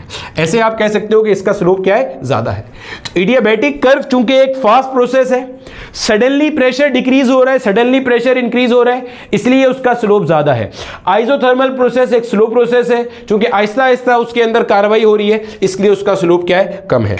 अब अगर मैं ड्रॉ करके दिखाऊं आपको, ये वापस ड्रॉ कर रहा हूं। अब हम क्या करने लगे, आपको बताने लगा हूं इडियाबैटिक कंप्रेशन और इडियाबैटिक एक्सपेंशन। ये वही आपका पीवी कर्व है, समझ लेना, ये वही आपका क्या है, पीवी कर्व है। बोला ठीक है सर। अब तो ये कर्व आप खुद ही बना सकते हो, कोई टेंशन नहीं है। एक कर्व ये बनाया, एक कर्व ये बनाया, ये इसे टच नहीं करेगा, वो जज्बाती होकर टच हो गया, टच नहीं करेगा, ठीक है। एक ऐसे जा रहा है, एक ऐसे जा रहा है। अब आप खुद ही लिख लोगे यार ये चीज़ तो इतनी दूर। ये देखो, ये मान लो इसका वॉल्यूम V1 था, यहाँ पे इसका वॉल्यूम क्या है, V2 है, और ये कर्व ऐसे जा रहा है तो यहाँ मान लो वॉल्यूम V1 था और यहाँ पे मान लो वॉल्यूम क्या है, V2 है। देखो इधर, जब आप इधर देखोगे तो आपको क्या नजर आ रहा है, आपको नजर आ रहा है V2 is greater than V1। देख रहे हो, V2 is greater than V1, V2 is greater than V2, यानी कि फाइनल वॉल्यूम ज्यादा है, इनिशियल वॉल्यूम कम है। तो आप बोलोगे आपका जो डेल्टा V है वो कैसा है, पॉजिटिव है। गोया कि आपके पास एक्सपेंशन आई है, पिस्टन ऊपर गया है, पिस्टन ऊपर गया है। जब पिस्टन ऊपर गया है तो ये कौन सा है, ये आपके पास है इडियाबैटिक एक्सपेंशन का ग्राफ। किसका ग्राफ है भाई, इडियाबैटिक एक्सपेंशन का ग्राफ है, ठीक है सर।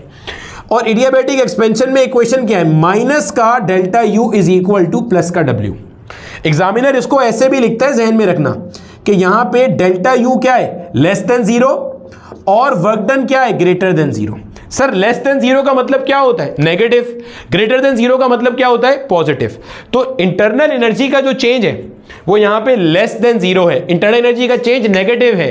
सिस्टम की इंटरनल एनर्जी कम हो रही है, फाइनल इंटरनल एनर्जी कम है, इनिशियल इंटरनल एनर्जी ज्यादा थी। तो छोटे में से बड़ी वैल्यू निकालेगा तो आंसर माइनस आएगा। तो ऐसे भी लिख सकते हैं। बोला ठीक है सर, समझ में आता है, आगे चलें। अच्छा, यहां की अगर बात की जाए, इधर की अगर बात की जाए, तो आप देखो V1 बड़ा है, V2 छोटा है। देखो ऐसे लिखेंगे, V1 is greater than V2, V1 ज्यादा है, V2 कैसा है, छोटा है। बोला ठीक है सर। साथ ही साथ आपको नजर आ रहा है कि जो आप डेल्टा V निकालोगे वो नेगेटिव आएगा। डेल्टा V कैसे आता है, फाइनल माइनस इनिशियल, तो V2 minus V1, V2 minus V1, V2 minus V1, ठीक है। ये कंप्रेस कर रहा है, गैस क्या कर रही है, यहां पे कंप्रेस कर रही है। यहां आप बोलोगे work is done by the gas at the cost of internal energy, यहां आप बोलोगे work is being done on the gas और जो काम हो रहा है वो इंटरनल एनर्जी को बढ़ाने में जा रहा है। बोला ठीक है सर। यहाँ पे क्या हो रहा है, यहाँ पे आपका सिस्टम कंप्रेस हो रहा है, गोया के पिस्टन नीचे आ रहा है। इसको आप बोलोगे ये किसका ग्राफ है भाई, एडियाबैटिक कंप्रेशन का ग्राफ हैगा। ठीक है सर। और यहाँ पे आप बोलोगे कि इसकी जो इक्वेशन है वो क्या है, प्लस का delta U is equal to minus का डब्ल्यू, क्योंकि V1 से V2 की तरफ जा रहा है और V2 छोटा है V1 बड़ा है, तो वॉल्यूम कम हो रहा है, कंप्रेस हो रहा है, तो वर्क डन नेगेटिव है और इंटरनल एनर्जी कैसी आ रही है, चेंज पॉजिटिव आ रहा है। इसको आप ऐसे भी लिख सकते हो कि भाई delta U is greater than zero, क्योंकि चेंज इसका पॉजिटिव है, इंटरनल एनर्जी सिस्टम की बढ़ रही है, and work done is less than zero. बोला ठीक है सर, ये भी समझ में आ गया, ये हमारा PV कर्व हो गया, इसकी बात भी कर ली। ठीक है सर। अब इसकी अगर हम बात करें, और तो सुनना यहाँ पे अब जरा, अगर हम इसकी बात करते हैं, किसकी, अगर हम बात करते हैं यहाँ बताओ work done by the gas क्या होगा, तो भाई ये जो एरिया अंडर PV डायग्राम होता है ये work done by the gas होगा सारा का सारा। ये this area under PV diagram is work done by the gas. अगर work done on the gas की बात करूं तो ये जो area under adiabatic compression curve है ये सारा का सारा work done on the gas होगा। बोला ठीक है सर, ऐसे ही होगा, समझना आप जरा, ये work done by the gas है, ये work done on the gas है। ठीक है सर। अब इसकी इक्वेशन ड्राइव करने के लिए मैथमेटिकल फॉर्मूले की नीड ही नहीं है, हालांकि इसके लिए भी इंटीग्रेशन डेरिवेटिव है, लेकिन मैं उसके बगैर आपको बता देता हूं।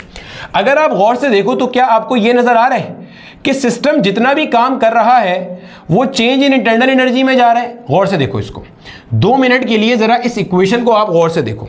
क्या मैंने यहां साइन नहीं लगाया, मॉड्यूलस बार्स लगाई हैं।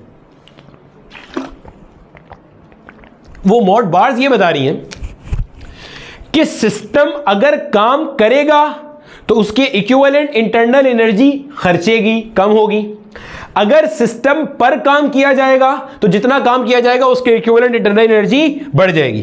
बोलो, ये देखो इक्वेशन से भी यही नजर आ रही है, यहां से देख लो। जब सिस्टम ने काम किया तो जितना काम किया उतनी इंटरनल एनर्जी खर्च हो गई। जब सिस्टम पर काम किया गया तो जितना काम किया गया उसके इक्विवेलेंट इंटरनल एनर्जी बढ़ गई। गोया के वर्क डन बराबर है चेंज इन इंटरनल एनर्जी के। अगर work done by the gas है तो change in internal energy negative है, अगर work done on the gas है तो change in internal energy positive है। बोला समझ में आता है? समझ में आता है। अब देखो मेरे बच्चे, अगर हम एडियाबैटिक प्रोसेस में किए जाने वाले वर्क डन की बात करें तो मैं यहां पे एक जुमला लिख रहा हूं, आप देखिएगा कि आपको ये जुमला समझ में आता है। मैंने ये कहा कि एडियाबैटिक प्रोसेस में जो भी वर्क डन होता है वो change in the internal energy के बराबर होता है, मैग्नीट्यूड वाइज। क्या मतलब सर, नहीं समझ में आया? अभी समझाते हैं। जब एडियाबैटिक एक्सपेंशन हो रही है, सिस्टम काम कर रहा है, तो जितना सिस्टम काम करेगा उसके इक्विवेलेंट इंटरनल एनर्जी कम हो जाएगी। जब एडियाबैटिक कंप्रेशन हो रही है तो जितना सिस्टम पर काम किया जा रहा है उसके इक्विवेलेंट इंटरनल एनर्जी बढ़ जाएगी। तो आप वर्क डन कैलकुलेट कर सकते हो अगर आपको change in the internal energy पता हो। और हमने जब आइसोबैरिक आइसोकोरिक प्रोसेस का पार्ट पढ़ा था तब मैंने आपको यह बताया था, अगर सिस्टम का इनिशियल टेम्परेचर मान लीजिए T1 है और बाद में टेम्परेचर T2 हो गया। जब टेम्परेचर T1 था तो मान लो इनिशियल इंटरनल एनर्जी U1 थी, जब टेम्परेचर T2 हो गया तो मान लो फाइनल इंटरनल एनर्जी आपके पास U2 हो गई।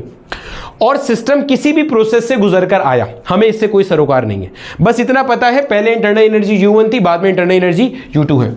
तो अगर आपको बोला जाए चेंज इन इंटरनल एनर्जी, तो change in internal energy her process में एक बराबर होगी, क्योंकि change in internal energy state function है, पाथ फंक्शन नहीं है।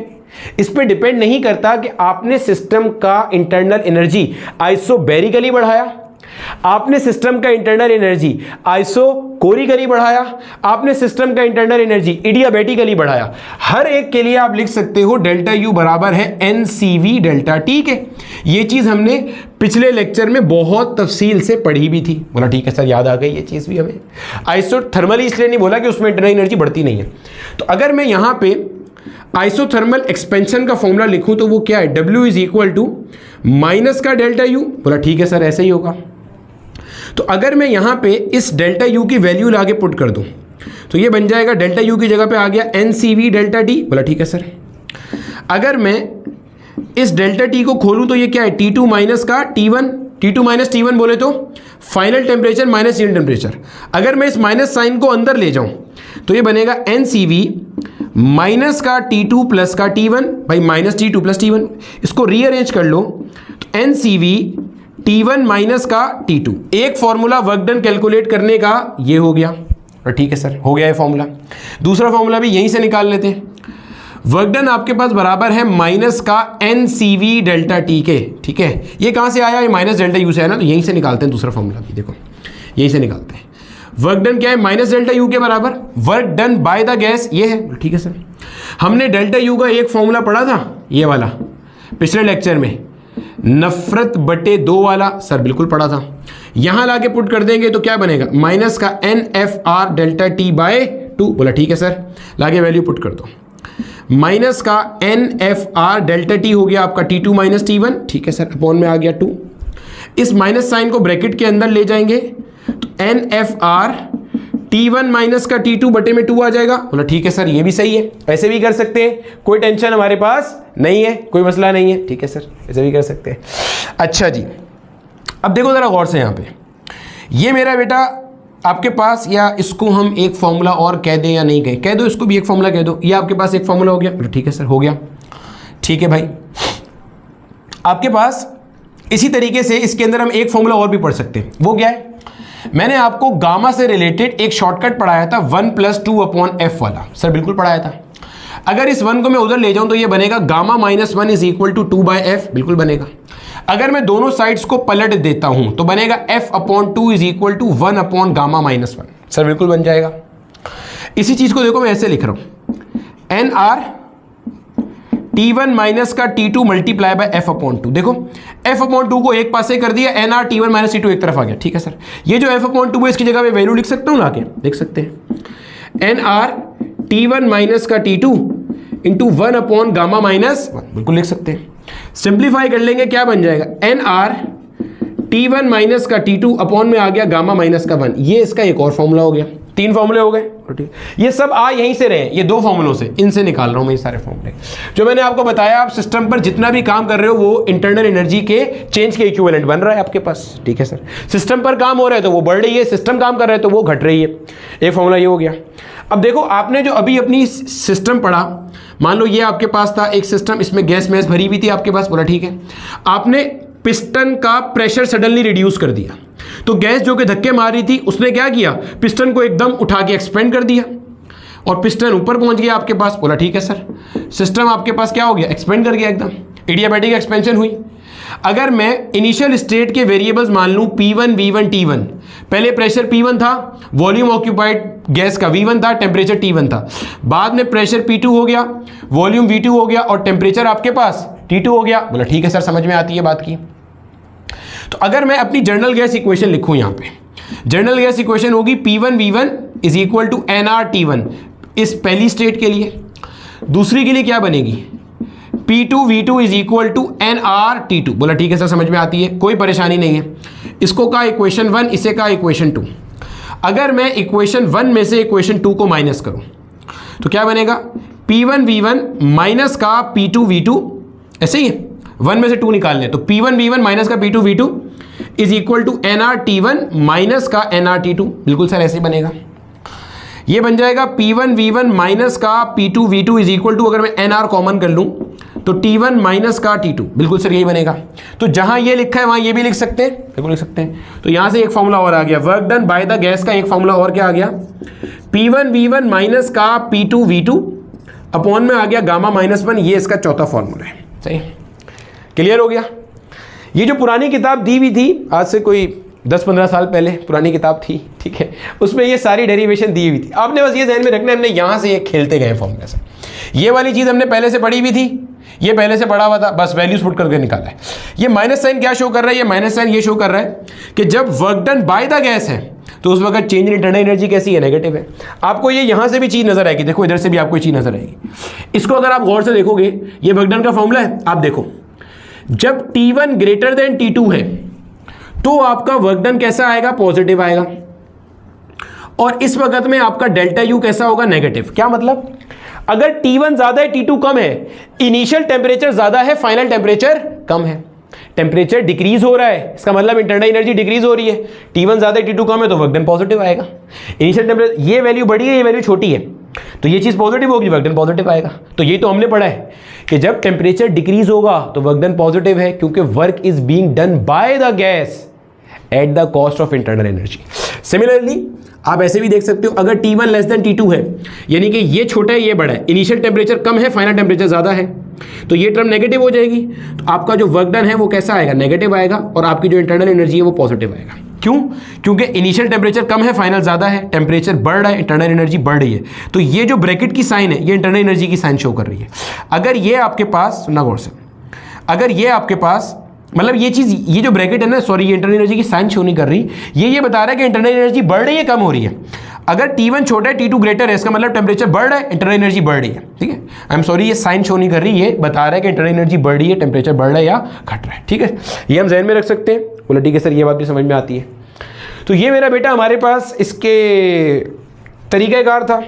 NCV T1 माइनस T2 एक formula, NFR T1 minus T2 upon 2 एक और फार्मूला, फिर एक फार्मूला ये रहा NR T1 minus T2 upon gamma minus 1, ये भी एक फार्मूला है। इसको NR डेल्टा T भी कह सकते हैं, लेकिन डेल्टा T लिखना मत, आप भूल जाओगे, वो T2 माइनस T1 है या T1 माइनस T2 है। तो ध्यान में रखना यहाँ पे T1 माइनस T2 है, क्योंकि ये माइनस साइन की वजह से ऐसा हो रहा है यहाँ पे। ठीक है, फिर ये था P1 V1 माइनस का P2 V2 upon gamma minus 1, gamma यहाँ पे वही है, क्या चीज़, क्या आपके पास रेशियो है CP और CV का, molar specific heat capacity at constant pressure और कांस्टेंट वॉल्यूम का।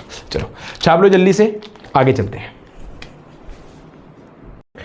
अब देखो मेरे बच्चे, थोड़ी सी बात हम लोग यहाँ पे स्पेसिफिक हीट कैपेसिटी और मोलर स्पेसिफिक हीट कैपेसिटी की कर लें एडियाबैटिक प्रोसेस में, इसके सवालात लेने से पहले। ठीक है, हमारे पास स्पेसिफिक हीट कैपेसिटी का फॉर्मूला क्या होता है जनाब, Q is equal to MC delta T, और मोलर हीट कैपेसिटी का फॉर्मूला क्या है, Q is equal to NC delta T। बोला ठीक है सर। अगर मैं यहां से C का वैल्यू निकालूं तो क्या बनेगा, Q divided by M delta T। बोला ठीक है सर। यहां से अगर मैं कैपिटल C का वैल्यू निकालूं तो क्या बनेगा, Q divided bye N delta T। बोला ठीक है सर। हीट कैपेसिटी क्या होती है, amount of heat required to raise the temperature by 1 kelvin of unit mass of unit मोल।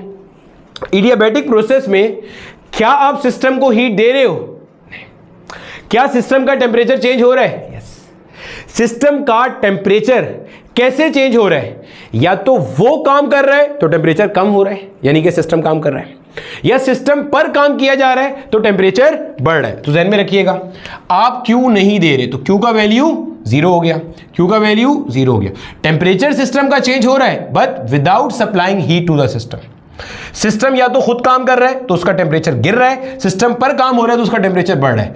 तो इस केस में स्पेसिफिक हीट कैपेसिटी या मोलर स्पेसिफिक हीट कैपेसिटी आपके पास क्या हो जाती है, 0 हो जाती है। ठीक है भैया, छाप लो।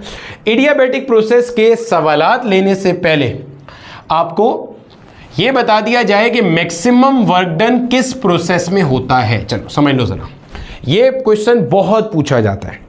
अब देखो भाई, मैक्सिमम वर्क डन की ना 2 डिफरेंट कंडीशंस मैं आपको बताऊंगा। When same amount of heat is given, number 1, when same amount of heat is given, ये एक अलग कंडीशन है, इसके अंदर अलग आंसर आएगा। व्हेन एक्सपेंशन इज सेम, या व्हेन एक्सपेंशन इज सेम, या आपका एग्जामिनर कहेगा कि डेल्टा V इज सेम, या आपका एग्जामिनर कहेगा expansion occurs with in same limit, expansion occurs with in same limits. ठीक है, दोनों बताएंगे, परेशान नहीं हो, आराम से हो जाएगा। ठीक है, expansion occurs with in same limits. ठीक है भाई साहब, चलो इन दोनों का आपस में कोई ताल्लुक नहीं है, ध्यान में रखना, तो इसलिए यहाँ पे ये भी ड्रॉ कर देते हैं। ये अलग पढ़ेंगे, वो अलग पढ़ेंगे। अब हमने अपने पास ना 4 प्रोसेस पढ़ लिए, गौर से सुनना। एक आइसोबैरिक, एक आइसोकोरिक, एक आइसोथर्मल, एक एडियाबैटिक, 4 प्रोसेस पढ़ लिए। 4 में से एक प्रोसेस तो ऐसा है कि जिसके अंदर आप जानते हैं कि वर्क डन होता ही नहीं है। Work done by the gas is 0, work done by the gas is 0।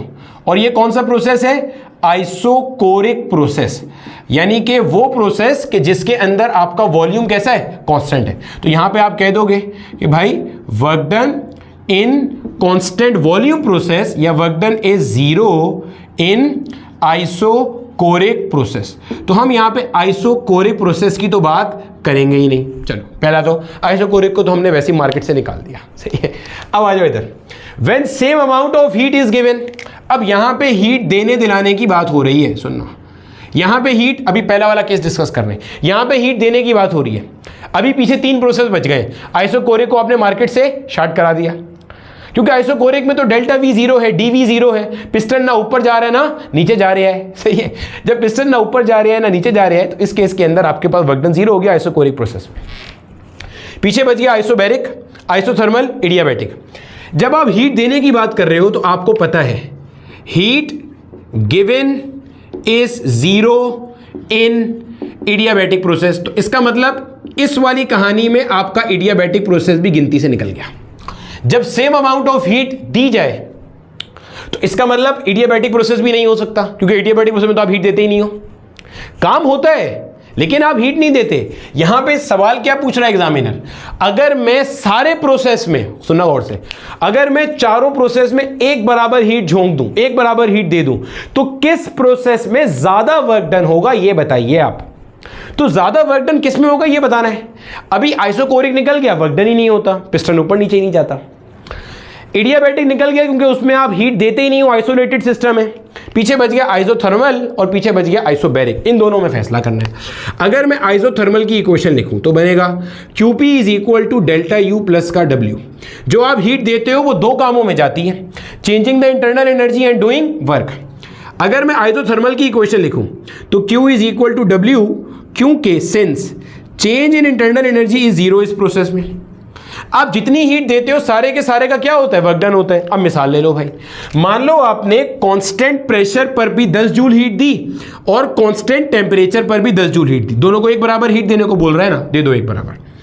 मैंने कांस्टेंट प्रेशर प्रोसेस में 10 जूल हीट दी। अब देखो क्या होगा, ये जो 10 जूल हीट मैंने सिस्टम को दी है, इस 10 जूल में से इंटरनल एनर्जी भी चेंज होगी और वर्क डन भी होगा। मान लो 50% हुए दोनों काम, तो 10 जूल में से 5 जूल की इंटरनल एनर्जी चेंज हो गई और 5 जूल का वर्क डन हो गया।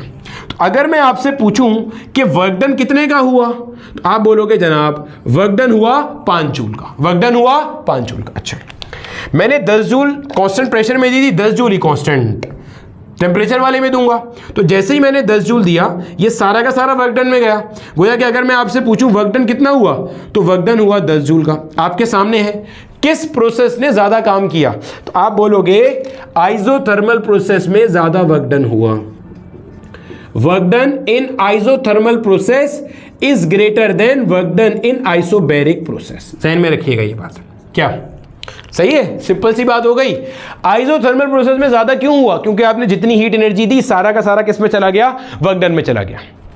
और आइसोबैरिक में क्या था, जो आप एनर्जी दे रहे हो, हीट एनर्जी, उससे इंटरनल एनर्जी भी चेंज हो रही है और वर्क डन भी हो रहा है। बोला ठीक है सर, समझ में आ गई यहां तक की बात। ये मैं पीछे जाके ना बार बार टाइम देख रहा होता हूं, ठीक है, कि यार लेक्चर ना विद इन टाइम कंस्ट्रेंट भी रहे। चलो ये हो गया, क्लियर है, समझ में आता है। अब एक्सपेंशन इज सेम की बात कर रहा है। आपने हीट भले सेम दी नहीं दी, लेकिन सिस्टम में एक्सपेंशन एक बराबर आई है। चलो इसको देखते हैं। अब इसके अंदर आइसोकोरिक प्रोसेस तो मार्केट से निकल गया। आइसोकोरिक क्यों निकल गया सर मार्केट से? इसलिए मेरे भाई कि आइसोकोरिक इस खुशी में निकल गया कि आइसोकोरिक प्रोसेस में तो एक्सपेंशन आती ही नहीं है। ये मैं वैसे ही लिमिट्स लगा रहा हूं, सही। अब जरा समझना, आपका मान लो आइसोबैरिक प्रोसेस था, वो यहां से शुरू हुआ, ऐसे आया, ठीक है। आइसोथर्मल प्रोसेस था, वो ऐसे आया। एडियाबैटिक प्रोसेस था, वो ऐसे आया। मैं यहाँ पे आपको सारी इक्वेशंस भी लिख के दे देता हूँ, या आपको सारी चीज़ें भी लिख के दे देता हूँ। ये सिर्फ ये बताने के लिए था कि एक बराबर फाइनल वॉल्यूम सबका क्या है, एक बराबर। सबका फाइनल वॉल्यूम यहाँ पे कितना है, V2 है, और सबका इनिशियल वॉल्यूम क्या था, V1 था। और सबने यहाँ पे एक प्रेशर, इस प्रेशर P0 से शुरू किया था। मान लो P1 P0 कुछ भी मान ले यार, जो अच्छा दिल करता है मान ले। ये वाला कौन सा है भाई, ये है आपका आइसोबैरिक प्रोसेस, आइसोबार। ये है आपका आइसोथर्म, ये है आपका एडियाबैट। सर क्या इसके अंदर एक बराबर हीट नहीं दी? नहीं भाई, एक्सपेंशन तो सारे प्रोसेस में आ रही है ना। एडियाबैटिक में भी एक्सपेंशन आ रही है, क्या आप हीट देते हो? नहीं, आप तो सिर्फ ऊपर से पिस्टन के ऊपर से प्रेशर रिलीज करते हो। सिस्टम खुद से अपनी इंटरनल एनर्जी को इस्तेमाल करते हुए वर्क डन करती है without your supply of heat. तो अब देखो ये पीवी डायग्राम है। अब आपने बताना है कि किस केस में ज्यादा वर्क डन हुआ। आप एरिया अंडर द कर्व देख लो। इडियाबैट का देखोगे तो इडियाबैट का ये वाला जो कर्व है इसके नीचे का एरिया है, यानी कि अगर आप देखोगे, देखो ये V1 है, ये V2 है, जो ये वाला एरिया है ना सारा का सारा, ये इडियाबैटिक प्रोसेस में वर्क डन है। इससे ज्यादा काम हुआ आइसोथर्मल में। देखो यहां से लेके ये वाला जो पूरा प्रोसेस है ये आइसोथर्मल है, और ये पूरा का पूरा वर्क डन हुआ किसके अंदर, आइसोबैरिक में। ये पूरा वर्क डन हुआ है, ये पूरा वर्क डन, ये पूरा वर्क डन हुआ है, क्योंकि एरिया अंडर कर्व, भाई कर्व तो ऐसे जा रहे हैं ना, सारे के सारे ऐसे जा रहे हैं। तो सबसे ज्यादा वर्क डन किसमें हुआ, इसमें आइसोबैरिक में, क्योंकि एरिया अंडर ग्राफ किसका ज्यादा है, आइसोबैरिक का। तो वर्क डन आइसोबैरिक में सबसे ज्यादा है, उसके बाद किसमें है, आइसोथर्मल में है, उसके बाद किसमें है, इडियाबैटिक में है। तो डिपेंड करता है एग्जामिनर क्या पूछ रहे हैं। अगर एग्जामिनर बोले कि expansion is occurring with in same limits, same limits का मतलब क्या है, V1 V2 सेम है सारे प्रोसेसेस के लिए। सेम से मुराद है V1 सारे प्रोसेस का एक बराबर, V2 सारे प्रोसेस का एक बराबर, और साथ में ये भी है कि V1 is not equal to V2। भाई जाहिर है अगर V1 V2 के बराबर ही हो जाएगा तो वर्क डन होगा ही नहीं ना। तो expansion is occurring with in same limits, यानी कि V1 से V2 चेंज इन वॉल्यूम सबके लिए एक बराबर आया, डेल्टा V सबके लिए सेम है। तो किस में ज्यादा काम है, आइसोबैरिक प्रोसेस में ज्यादा काम हुआ है, क्योंकि उसका एरिया अंडर द कर्व आपको ज्यादा नजर आ रहा है। अगर आप आइसोथर्मल का देखोगे ना तो आइसोथर्मल का सिर्फ ये वाला होगा, अगर जिसको ग्रीन से करके दिखा दूं, ये होगा आइसोथर्मल का सिर्फ ये इतना हिस्सा, ये आइसोथर्मल का। आइसोबैरिक में ये वाला एक्स्ट्रा है, बाकी सारा तो है ही है, ये एक्स्ट्रा है। तो आइसोबैरिक में सबसे ज्यादा काम हुआ है।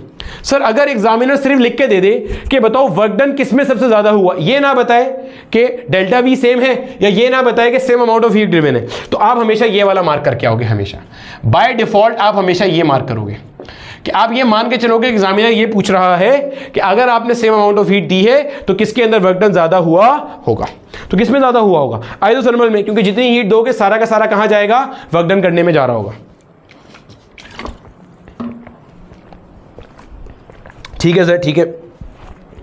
अब कभी कभार एग्जामिनर ये भी कहता है कि work done on the gas किस में मैक्सिमम है। Work done on the gas भी बता दो भाई, विद इन सेम लिमिट्स, यानी कि अगर आपने सिस्टम को V1 से V2 कंप्रेस किया, सुनना गौर से, क्योंकि अगर आप सिस्टम को हीट दे रहे हो तो सिस्टम को हीट दे के आप उसे कंप्रेस नहीं कर सकते। ठीक है, ये वाला सवाल यहीं से पूछता है कि अगर work done on the gas किया गया, यानी कि उसे V1 से V2 कंप्रेस किया गया, तो किस प्रोसेस में सबसे ज्यादा वर्क डन हुआ होगा। देखो बना के देख लेते हैं अभी। देखो ये मान लो PV डायग्राम है आपका, बोला ठीक है सर, और लिमिट सेम है। लिमिट सेम का मतलब क्या है कि सारे के सारे जो प्रोसेस है उनका पहले ये मान लो यहाँ पे V1 था और बाद में वो V2 पे आ रहे हैं। ठीक है सर, बनाइए जरा। अब जब आप ड्रॉ करोगे, मान लो यहाँ से शुरू हुआ सारे प्रोसेस, तो आइसोबैरिक प्रोसेस आपका ऐसे स्ट्रेट लाइन में आएगा, बोला ठीक है सर। कुछ इस तरह से आपका आइसोथर्मल आएगा, बोला ठीक है सर।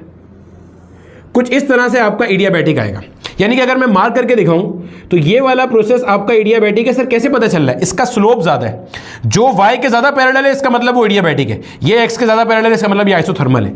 ये वाला जो है, ये वाला जो नीचे वाला कर्व है, ये वाला जो कर्व है, ये वाला कर्व, ये आपका है आइसोथर्मल वाला, और ये वाला जो कर्व है ये आपका है आइसोबैरिक वाला कर्व। ठीक है सर, समझ में आता है।